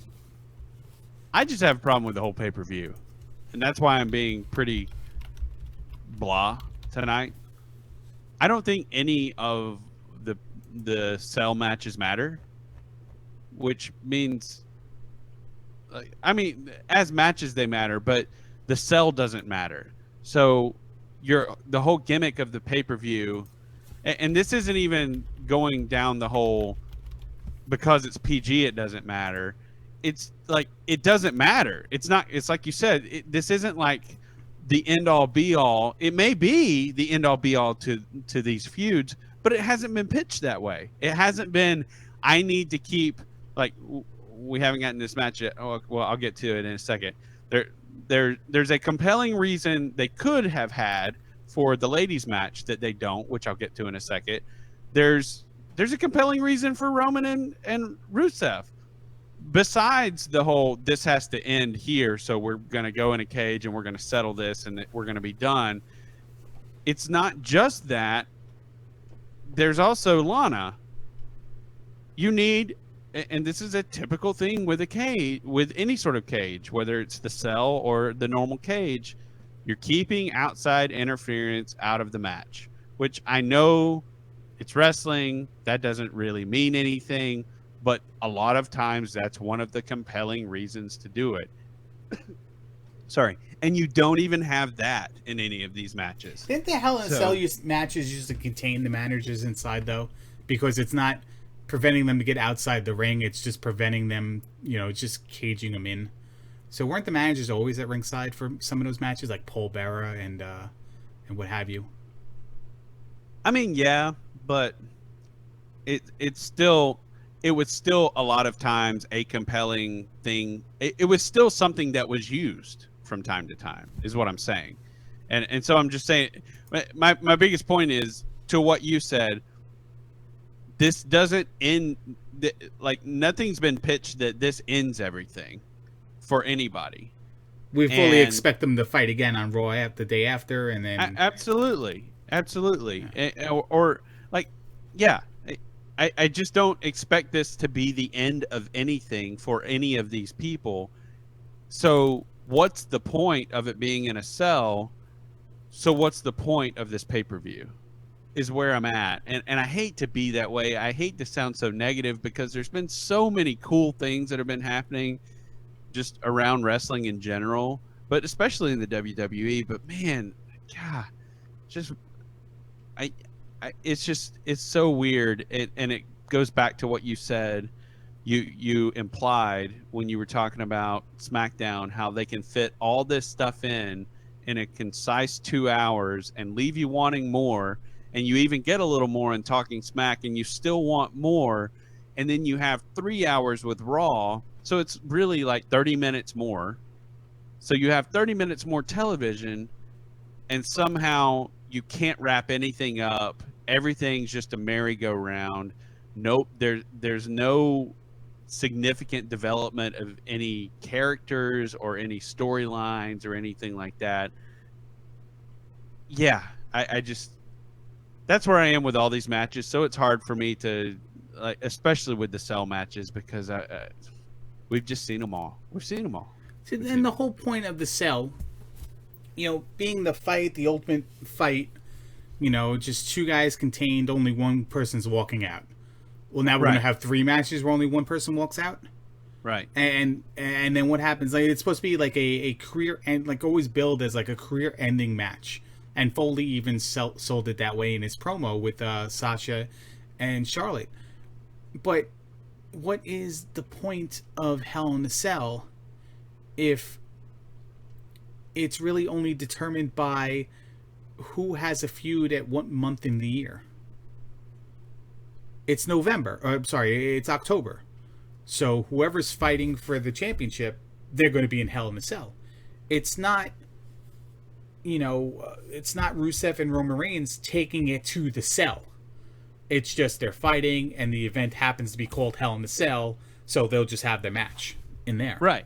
Exactly. And exactly. The whole build-up for it, too, it's like, well, Roman's just going to come out, and it was probably the best build-up was this match, because Roman came out, he confronted Lana or whatever, and then Rusev came out. I don't remember how it happened, but then Roman was on the ramp and said that we're gonna settle this inside Hell in a Cell. Okay, that's cool, because that's kind of how it happens. 2 guys have enough of each other, and then one issues the challenge for the cage matches. Standard stuff. And then the women are just like, oh yeah, by the way, let's just do Hell in a Cell. Okay. Yeah, we want to be the first match in the cell. Well, why? All right. So speaking on this match, as much as I would like Rusev to win, I think if Roman wins, it opens up a new, like, Roman can take the feud, like a new feud in a new direction. Where if Rusev has the title, like, it might be the same old. Yeah, we just keep going with this feud indefinitely if Rusev wins. We'll get my ultimate wish, maybe, where Roman and Jericho for a month or 2 months, or Roman and Braun Strowman. And like, what's the deal with Braun Strowman and Sami Zayn if you're not even going to have them in this show on the pay-per-view? Oh, they're not even on the card? No. I thought they were. Unless they're going to add it later, they're not on the card. But what they might do is they might be setting up stuff for Survivor Series, because there's going to be those 3 main matches. So they may have like smaller matches from each of the brands. Sammy versus Goldberg, and Lesnar, Sammy, and Braun from Raw side, and then SmackDown may have, who knows.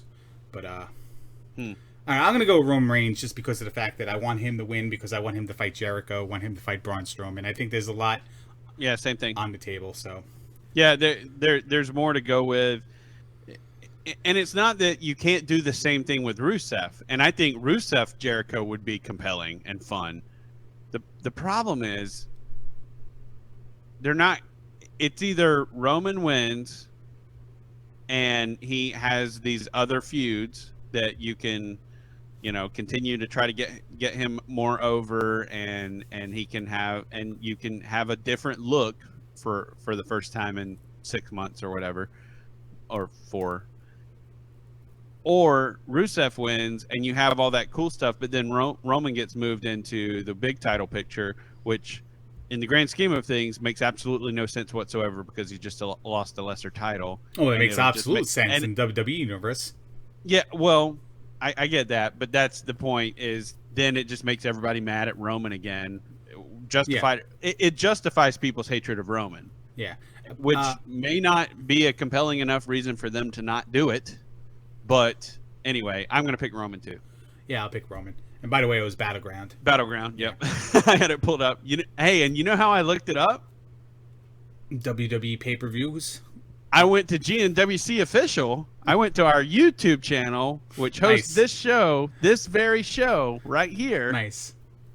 And just looked at our lineup, and I'm like, oh, it was Battleground. I just used Google because they make millions of dollars, so I figured they'd have the answer.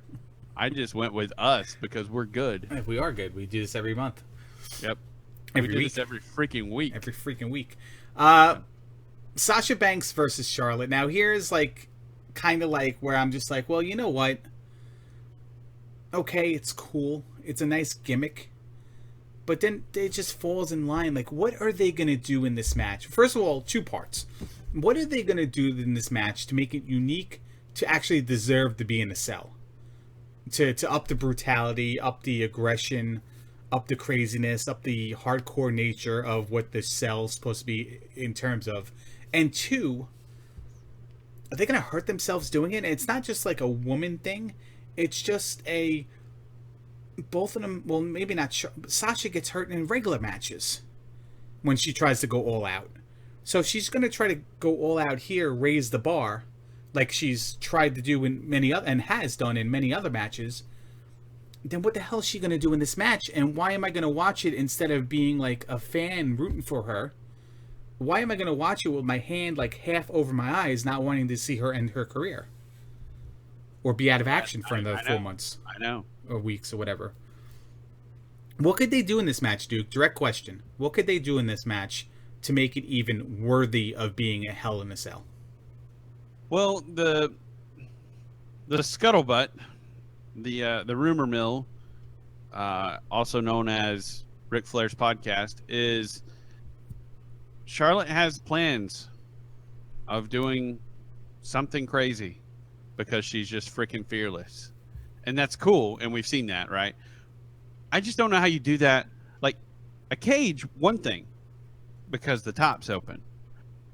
I don't know how you do that with Hell in a Cell. Because, and I'm with you. I'm not hating because we're talking about women involved. I don't think Sasha can get to the top of the cell. I just don't. It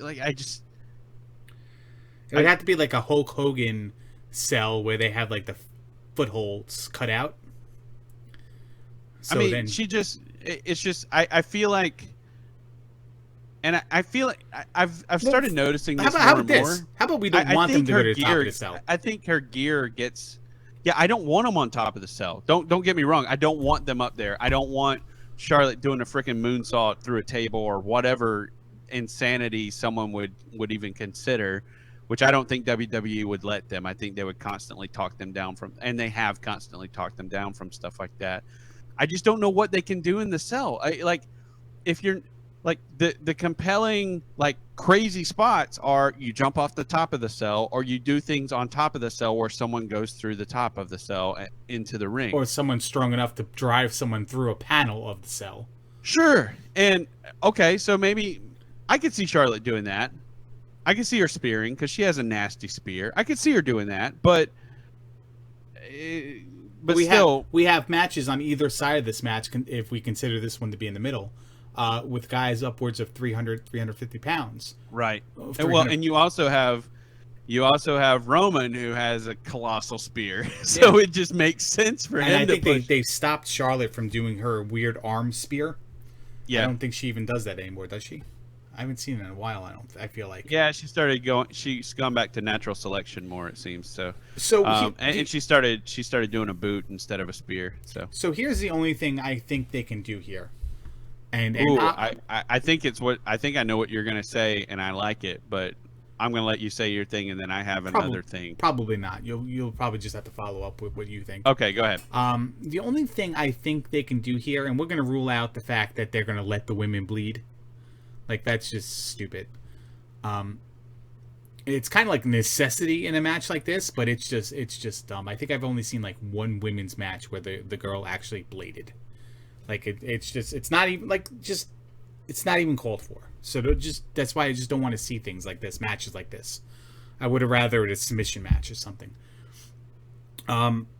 Old school Ric Flair. Sasha pushes Charlotte's face into the cage and rakes it back and forth. Like, Flair, any cage match Flair was in, that's been done to him like a million times over. So I think that's like the only real thing that I can think of that they'll actually do in the cage, other than maybe climb halfway up it and like elbow drop below. I don't even know, because I can't even picture a situation where Charlotte can moonsault off of anything. Yeah, that's my thing. It's like, if it's a cage, it's one thing, but what do you do with the cell? Like, just what do you do with the cell? You go through it, or you go on top of it. Like, that's what you do.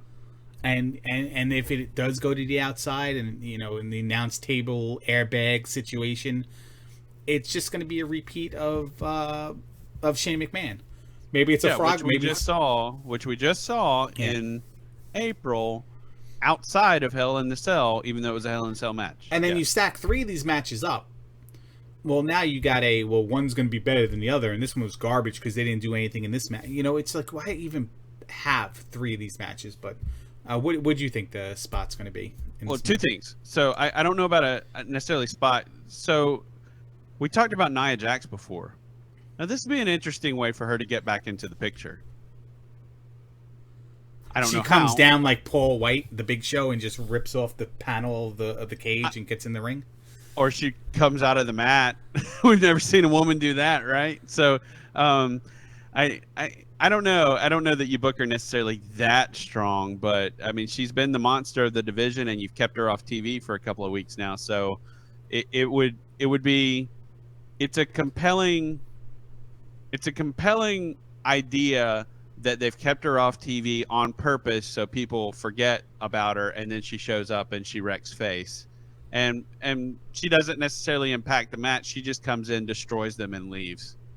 And people are like, holy crap, what just happened? And then the girls have to finish the match. And then we're left with another Sasha versus Charlotte match. No interference? No. For another I don't month? think... I think it just ends, and then whoever the champ is calls out Nia Jax. And then maybe the challenger, has Nia Jax. Not the challenger, but the person who loses has to go through Nia Jax, and she loses to Nia Jax or whatever. I could see that. So I hope Nia Jax is off TV because she's going to join the Wyatt family. No, that'd be great too. So there's that idea. I don't know how that does anything for the match necessarily. It just does things for future booking. It gives them a direction to go. The other thing is, maybe if the ladies go on last, if they go on first, this doesn't work. If they go on middle, this doesn't work. But if they go on last, maybe the guys, maybe each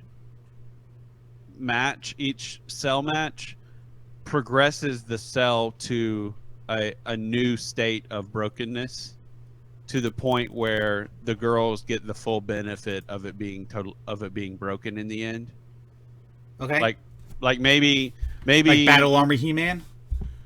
Exactly. You hit his chest to like kind of okay. Yeah, like Battle Armor He-Man. So what ends up happening is, I don't know what happens in the Owens if the girls go on last, right? So if the girls go, the women go on last, then I could see Roman spearing Rusev out of the cage or out of the cell, and so that busts out a wall, and they don't fix the wall. Something happens with Seth and Owens where, I don't know, maybe some stairs get thrown into a corner or something. I don't, stacked up in a corner. I don't know, whatever. But just something from one of the other cell matches, and maybe if they do one of them back to back with the ladies, like there's a guys match and then the women's match right after, which I think would be goofy, but whatever. If they did that, maybe that's how you set this up better, where there's just no time. Like the logic of it is there's no time for them to fix the problem. So the ladies just start their match and there's some problem with the cage, and then they use that in telling the story. But I just still don't know what the spot is. I just still don't know what you do that. I don't know what you do. I just don't know what you do. So I think who are we picking for this match? Who'd you pick? I don't know. It's hard to pick. I don't think they're gonna flip it back to Charlotte. I don't think so either, even though I think Charlotte's a stronger champion right now. They've played it goes back to the argument against Bray Wyatt as champion, is that Bray Wyatt gets hurt, and Sasha gets hurt. So, you know, well, and just Charlotte, the Queen, is a stronger character than Babyface Boss. Yeah, she's just a way better character. She has a heel, phenomenally better character, and her confidence, her swagger is unmatched by anyone else in the ladies division, in any of the ladies in WWE. So, like the only person that comes close to her air of superiority, no pun intended, but it works, is Asuka, and she's not showing up anytime soon. So anyway, I think that I don't think they're going to flip-flop it back to Charlotte, but that does end the undefeated streak at pay-per-views, so I don't know if they want to really play that up. The whole she's undefeated on, big time John, she's big time Charlotte.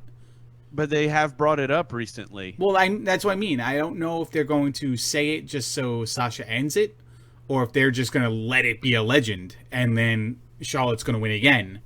And then, I lost on Raw, but when it, big time Ashley, every single time it comes to pay-per-view, I have my game face on, blah blah blah, and let the streak run its course. Like, she can lose the title, and she has, and she'll lose it again, but never on a pay-per-view. And there's the cool idea behind that is, and I know we don't want her to just keep being Baby Flair, but there's one thing that she hasn't done yet that I would pop for. Win the title 16 times? No. There's that too, but no, that's not where I was going. To be the woman, you gotta beat the woman. She said that before. I've never heard it. Pretty sure she has. So that means it didn't happen. No, but still, I'm just saying, like, where she keeps bringing that up, that, hey, I just don't lose at these things. Beat me on Raw, beat me on the weekend, but you don't beat me on Sundays. Well, yeah, and they can fabricate that whole, Undertaker streak. They can do the whole Goldberg streak. They could do, the New Day streak that they're doing right now. If they're going to build upon new records, and Nikki Bella having a record or whatever that they've seen to do within the past year, well, hey, you have one here. She's undefeated on pay-per-views. Now it's up to them to decide, well, hey, do we want to long play this, or do we want to just use it as a way to put Sasha over by beating the unbeatable, kind of thing. So right, yeah, it's one of those. It's hard to pick. Ball's in their court. Like, what do they want? How do they want to do it? And ultimately, if they decide that they want Charlotte not to lose on pay-per-views, not yet at least, well, then Charlotte's going to win. But I feel like they don't want to have this title hotshot. Although, what's wrong with a title hot-shotting back and forth between two people at the top of the division who have been the best in their division for however many years, if not ever? There's really nothing wrong with it, even though people will say, "Oh, it totally devalues the title." How? Like, if two people evenly matched and can win at any time, isn't that what the competition's for? If you never know who's going to win that match, that's a good thing. Well, if you never know who's going to win it, it's a good thing. If they're just going to alternate wins, then it's kind of well, yeah, that's different, but that's not what we're saying. That's not what we're saying. Well, that's what it would be, though, if she would win. If Charlotte would win again, it'd be 5 matches. What's that? I'm going to pick Charlotte. I'm going to pick Sasha Banks. You're probably right, but I'm going to pick Charlotte. I'm actually going to say you're probably right, but I'm going to pick Sasha Banks. I'm just going to pick Sasha Banks because okay. Yeah, because screw Raw. The story is leading that way, but there is the whole I don't lose on Sundays, so we'll see. I think better feud would have been Dana Brooks, Charlotte, non-Hell in a Cell for this match, and then revisited Sasha. But all right, let's move on to the main event here. Seth Rollins versus the champion, Universal Champion, Kevin Owens. No Jericho on the card either. I'm a little upset. All right, how do you think this one's going to play out? Because I know, but I don't know. So Owens is going to win because Triple H is going to show up to set up a Survivor Series showdown with Seth. You think what's going down. Triple H is going to wrestle at Survivor Series? I mean, why wouldn't he? Well, I get he doesn't have to be at Survivor Series. Well, he could be. I mean, I would assume they're. I would assume they're setting him up for Royal Rumble. Where did he wrestle last year? He wrestled Sting at WrestleMania, and Roman Reigns at Royal Rumble. He came back at Royal Rumble. Sting was the. I'm sorry, Sting was the year before. He came back at Royal Rumble for the Rumble match, and he wrestled Ambrose at Roadblock. Roadblock, and he wrestled Reigns at WrestleMania. Yeah. But I'm going back to last year, the last calendar year. He wrestled Sting at WrestleMania. And then did he do a match later on in the year at Survivor Series? SummerSlam? No, right? Because that was Lesnar and Undertaker. They didn't need Triple H for that. I'm basically just saying how many times... They have Lesnar and Goldberg, so they don't really need him for Survivor Series. So I guess he shows up at the Rumble again? Well, he can show up at Survivor... Well, he can show up... I mean, he could show up this weekend, and then they hold the match till the Rumble. He could put Seth out of commission for Survivor Series or something like that. Because I'm just thinking, how many times a year does Triple H wrestle? Because I remember the year before that, it was him and the Evolution fought the Shield at Survivor Series, I think. Or it actually might have been Survivor Series. Might have been the Survivor Series before that happened. They had a 2 out of 3 falls match or an elimination match, a 3 on 3 elimination match. It was elimination, yeah. And the Shield won 3-0. Yep. And then that's when Rollins turned on the Shield the next day. On Raw. Always a plan B. Always a plan B. So that's why I was like, in my mind, I'm like, well, Triple H does really wrestle 2 times a year. It's, I guess it's always WrestleMania Survivor Series, but he wrestled Royal Rumble and Roadblock this year. I guess Rollins, Triple H is where they're going to go. Well, Rollins in the past couple of weeks has called out Triple H more. So I feel like he's calling the shot and Triple H is going to answer it. Does Rollins, but maybe it's not yet. But does Triple H answer it because Rollins has a title? It's fair. It's a good point. Because if not, then I mean, I can see it both ways. I can see him screwing him out of it again. And then they have the grudge match, and then Owens goes on to do something else. Yeah. But he could also Rollins, and maybe not this month, but Rollins could win the title, and then Triple H could show up and be like, you know what? If you want something done, you got to do it yourself.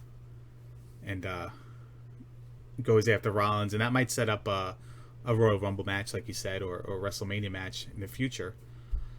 As far as this month, I guess Kevin Owens wins. It's kind of like same logic for the women's matches. I don't think they really want to start flipping. If their plans were for Finn Balor to hold the title multiple months, I don't think he was losing it this soon. I don't think he was losing it this soon, and I don't think that they want the title based on those plans to go vacated, put on somebody else, and then lose, and then put it on somebody else thereafter. I don't know. And hey, maybe they just have a good, clean match, and inside freaking Hell in the Cell. Maybe they just have a good straight match, and it's brutal, and in the end, KO wins it. Maybe there's no shenanigans. I mean, there doesn't need to be shenanigans in every match, but this one seems like the one where you're most likely going to get them. Like Owens gets handed a sledgehammer? Well, now see, that would be interesting. Between Triple H, Jericho, I feel like you've got between those two guys being strongly connected to this story, I feel like something has to happen, and it could be both. It could be Triple H shows up, and it could be Jericho shows up to cheer for Owens at the end, and then he hits him with a code breaker. Who knows? And it starts the next feud, and then Seth can move on to Helmsleyville for a while. Except we don't want that. We don't want Owens Jericho. We want them to be best friends forever. Don't want it. I know we don't want it. But... So we shouldn't say it. We don't want to give people ideas. If it's happening, it's already happening. No, it's not. We have the power to persuade them. We have the power. The power is ours. I'd much rather see Roman Reigns lose the U.S. title and then go after Owens for the heavyweight title than to see them two break up. But I don't disagree, and I think Reigns Owens is money. I think it's big money. I think they can bring out a lot. I think they can bring out as much in each other as AJ and Reigns did. I think Owens can bring out as much in Reigns as AJ brought out in Reigns, and you can have a great feud like you had there. Yeah, it'd be cool. new, and it is just don't drag it on 4 months. Yep, like agreed. One month, and then which problem one would is think you have to they have don't like a have time to rematch do that. What's that? Which one would think they don't necessarily have time to do that with the schedule, the pay-per-view schedule coming up, but who knows? They may drag it out. I'll go Owens and with being handed the sledgehammer, or just using it on his own, like it was a premeditated plan. Or like maybe we even see something backstage at some point where we actually see Triple H for the first time in a month, and he's shaking Kevin Owens' hands, just saying, "Don't worry." Or on Raw, everything's under control. Yeah, or on Raw, he comes out and he basically says, boss gets what the boss wants. Whatever, I don't know. He basically alludes to the fact that, Triple H told me, always have a plan B. Yeah. There it is. But I'll go with Owens. What about you? Yeah, I'm going to go with Owens. All right, I just don't think Rollins needs a title right now. He needs more compelling character, especially if they're sort of turning him babyface. He needs an enemy, and Owens is not it. How do you think Survivor Series is going to play out with the 5-on-5 or 5-team-on-5 team matches? I don't want to call that yet, personally, and that's not like me being apathetic. It's just I want to see how things shake out this weekend before I start calling that, because for SmackDown it's easy to figure out what's going to happen on that side for the most part. For Raw, it's kind of weird because you have all these, like we talk about. I complain about nothing really happening on Raw, but there is sort of this rumbling of this of the undercard shaking up. So I don't know. Like Sami Zayn and Strowman, even though for some reason they're not on the card or whatever, there's something happening there.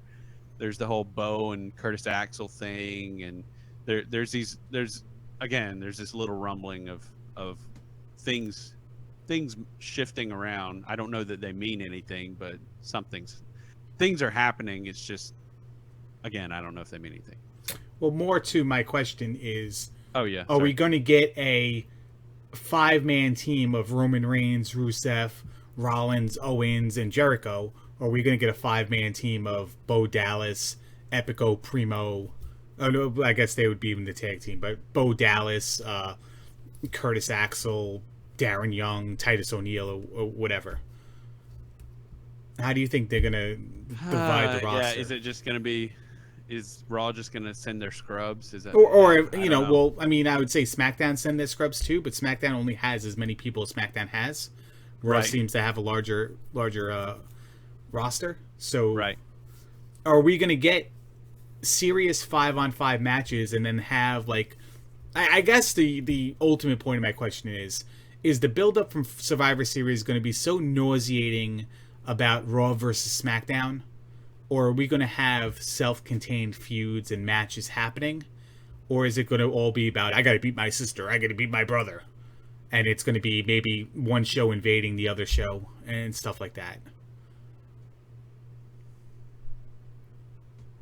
Yeah, I really don't know. It's really hard to tell. It's really hard to tell. I mean, it seems... Like I said, for the SmackDown side, things I could probably call those teams, and I don't know that I'd be right, but I could probably call those teams. And to SmackDown's credit, once again, they're actually now they have this luxury because they don't have a pay-per-view this weekend, or an event this weekend, but they've already started. They had an elimination match, and we complained about it with the Ascension being taken out of the match because they lost to the Hype Bros, but they've already started actually building their teams and the whole Natty and Nikki thing. I think you will have some defections where you have specifically Natalia. I will go ahead and call that. I because Natalia lost and now she's off the team, I think Natalia will defect to Raw. I think it's happening. And then you'll have an NXT call up, take her place on SmackDown. I think that's already happening because, in my opinion, Raw needs Natalia more than SmackDown does. But where are they going to put Natalia? You have Alicia Fox, you have Emma, you still have Paige, you have Bayley-Dana Brooke, Sasha Banks, and Charlotte. That's 7 active people, and you add. Yeah, and they only use 4 of them. You're right. I don't know. You're right. I just don't know what they do with Natalia now. I don't disagree that with the fact that it feels like Natalia, like it's all being set up for something like that to happen. Maybe via trade or defect for defect kind of thing. One thing to consider here is there's 3 matches, right? Raw versus SmackDown. Yeah. There's going to be a definitive winner of this. Yeah, I think somebody's going to get a main event out of it is what's going to happen. No, I mean one brand is going to win over the other because of it. That's what I'm saying. I think someone will get the main event of like Royal Rumble or so you think there's going to be a bet on the line? Yeah, I think there'll be. Why don't we up the ante? Whoever takes 2 matches gets the main event of, let's say, Royal Rumble, since that's the next combined. So, because then it gives a compelling lead up to Royal Rumble, because now that show, which hopefully would be SmackDown, but I suspect it would be Raw. But now that show has everyone vying to be the main event. Oh my God! Never mind. I just booked it in my head, and I'm not trying to sound mean about it, but it's just going to be. They're booking for a ladies' main event at Royal Rumble. That's what they're doing. It's going to be Raw takes 2 out of 3 Survivor Series matches. Raw gets the Royal Rumble main event, and the first ever main event will be from the Red brand, and it will be the Women's Championship match. But it'll be a CM Punk main event, though, because your main event's going to be the Royal Rumble match. Well, yeah, that's true, but they'll still call it the main event. That is a good point. I mean, it's like the Serena Williams slam. You win 4 majors in a row, but it's not in the same calendar year, or Tiger Slam, or whatever right. It's called. I just don't want it to go the way of. Then maybe it'd be Mania, and the ladies get a Mania main event. I just don't want it to be like I hate how they're doing this. It's us against them, because fans aren't picking a side. It's all WWE to them, So that's true. Why are we doing Raw versus SmackDown, and why we on our show with advertisers and stuff like that, and doing like we're better than SmackDown, we're better than Raw? Well, why do you want your fans not to watch the other product? It's all you.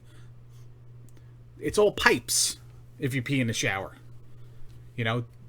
and different pipes don't go to different places. You don't get that Seinfeld reference? It was a good one, but it's a good one. It was a great one. It's all WWE. The bottom line, all the dollar bill goes all into the same company. So why are you trying to segregate your own audience? It doesn't make sense. And now we have an event built up where we're just going to get that for a couple weeks, and that's what I don't want. But it's going to happen. There's no way around it because of the nature of the thing. The friendly bet, I like. Well, not the friendly bet, but the bet and all that. I like it. It'd be nice if it was spicier. If it was like, if we win, then we get the challenge for one of your titles and bring it back to our show. Something like that, maybe. I like that, except all the titles except for the World Championship are branded to the shows. Well, I mean, then you just then even better. Now Raw has the SmackDown Championship. Yeah, but I'm saying, like, the except for the World Championship, the SmackDown titles are blue. Well, what better way to rub it in your brother's face than to take his titles and display them on your show? And the fact that they're blue even drives that point home. I mean, that's cool, but I don't think they're going to really do it that. Well, I am not saying they are going to do it that way, but if they had something on the line... Now, hold up. Maybe this was on purpose. Cruiserweight Championship is purple. And red and blue do make purple. And maybe Daniel Bryan says, you know what? I don't think you're using the cruiserweights to the best of their... I don't think you're highlighting the cruiserweights like you should. We're going to win 2 out of 3 matches, and we're taking the cruiserweight division. I'm on board for that. I'm not. I don't want that on my SmackDown show. I like SmackDown exactly how it is. I don't want to lose segments to cruiserweights, and I don't want to... Yeah. You don't want them having short segments because they have to fit it in. Okay. No, I just like the show as it is. I don't want them to cram in another segment. I don't want them to pull out a segment. Where on Raw, it's like, well, the show's not that, but well, we have the cruiserweights, so it's something to look forward to. In the middle of that, like, what's Raw going to do without the cruiserweights? So we're going to get more. You're right. Yeah, what's up? They're going to flounder even more. Here's another interesting thing. I don't know. It was just thought. No, listen, it goes along with this thought though as well, and it's certainly viable. Your thought. What if they did a whole, like, let's forget about human rights kind of stuff, and it's like, well, how about this? Whoever wins gets to take a member off of our roster. We'll still pay them. They'll still be contracted to our brand. Quote unquote, their money comes out of our payroll. But we pay them, but now you kind of like if you win, just take anyone off your roster, kind of thing. And then SmackDown wins, they take Cesaro or whatever, like whatever the case may be, and do stuff like that. I don't know. They have to have something. Yeah, they have to have something a little bit. There has to be stakes. Yeah, if they're going to make a big deal out of it's us versus them, then it can't just be. Okay, we won 2, you won 1. Nah. Like, there has to be... We're the better product. You never need to watch this other product ever again. There has to be stakes, and there has to be consequences. Yeah. Where maybe Vince McMahon then gets involved on the losing brand and says, well, you lost. So, can we please just have Ryan Ward write all of this? Can he just write all of this? Is that the writer of Grey's Anatomy? No, that's the guy who came from NXT and is now the head of creative for SmackDown. Oh, okay. Since they understand stakes on SmackDown, can we have him write Survivor, like this whole Survivor Series arc, please? That'd be great. Loser gets a little visit from Vince McMahon, a little boardroom session, a little bit of, it doesn't look like you're doing the job here. I wanted competition. Yeah. You clearly lost. But, yeah, so... I'm trimming the fat, and they're going to the other show. The loser, here you go. Last idea here. The loser has to join the Kiss My Ass Club. I don't think it's going to happen. The whole roster. Everybody involved in that match, the deciding match, has to kiss Vince's ass. And I think Vince would tear his quad again. The downside to all that is that we know they're going to be tied going into that last Survivor Series match. I just don't think Vince can be bent over that long. Oh, my God. Good afternoon, good evening, good morning, everybody. For the Duke, I'm Angry Larry. You have any parting words there, Duke? No? Good morning, good afternoon, good evening, whatever it is for you. Bye. Yeah, later.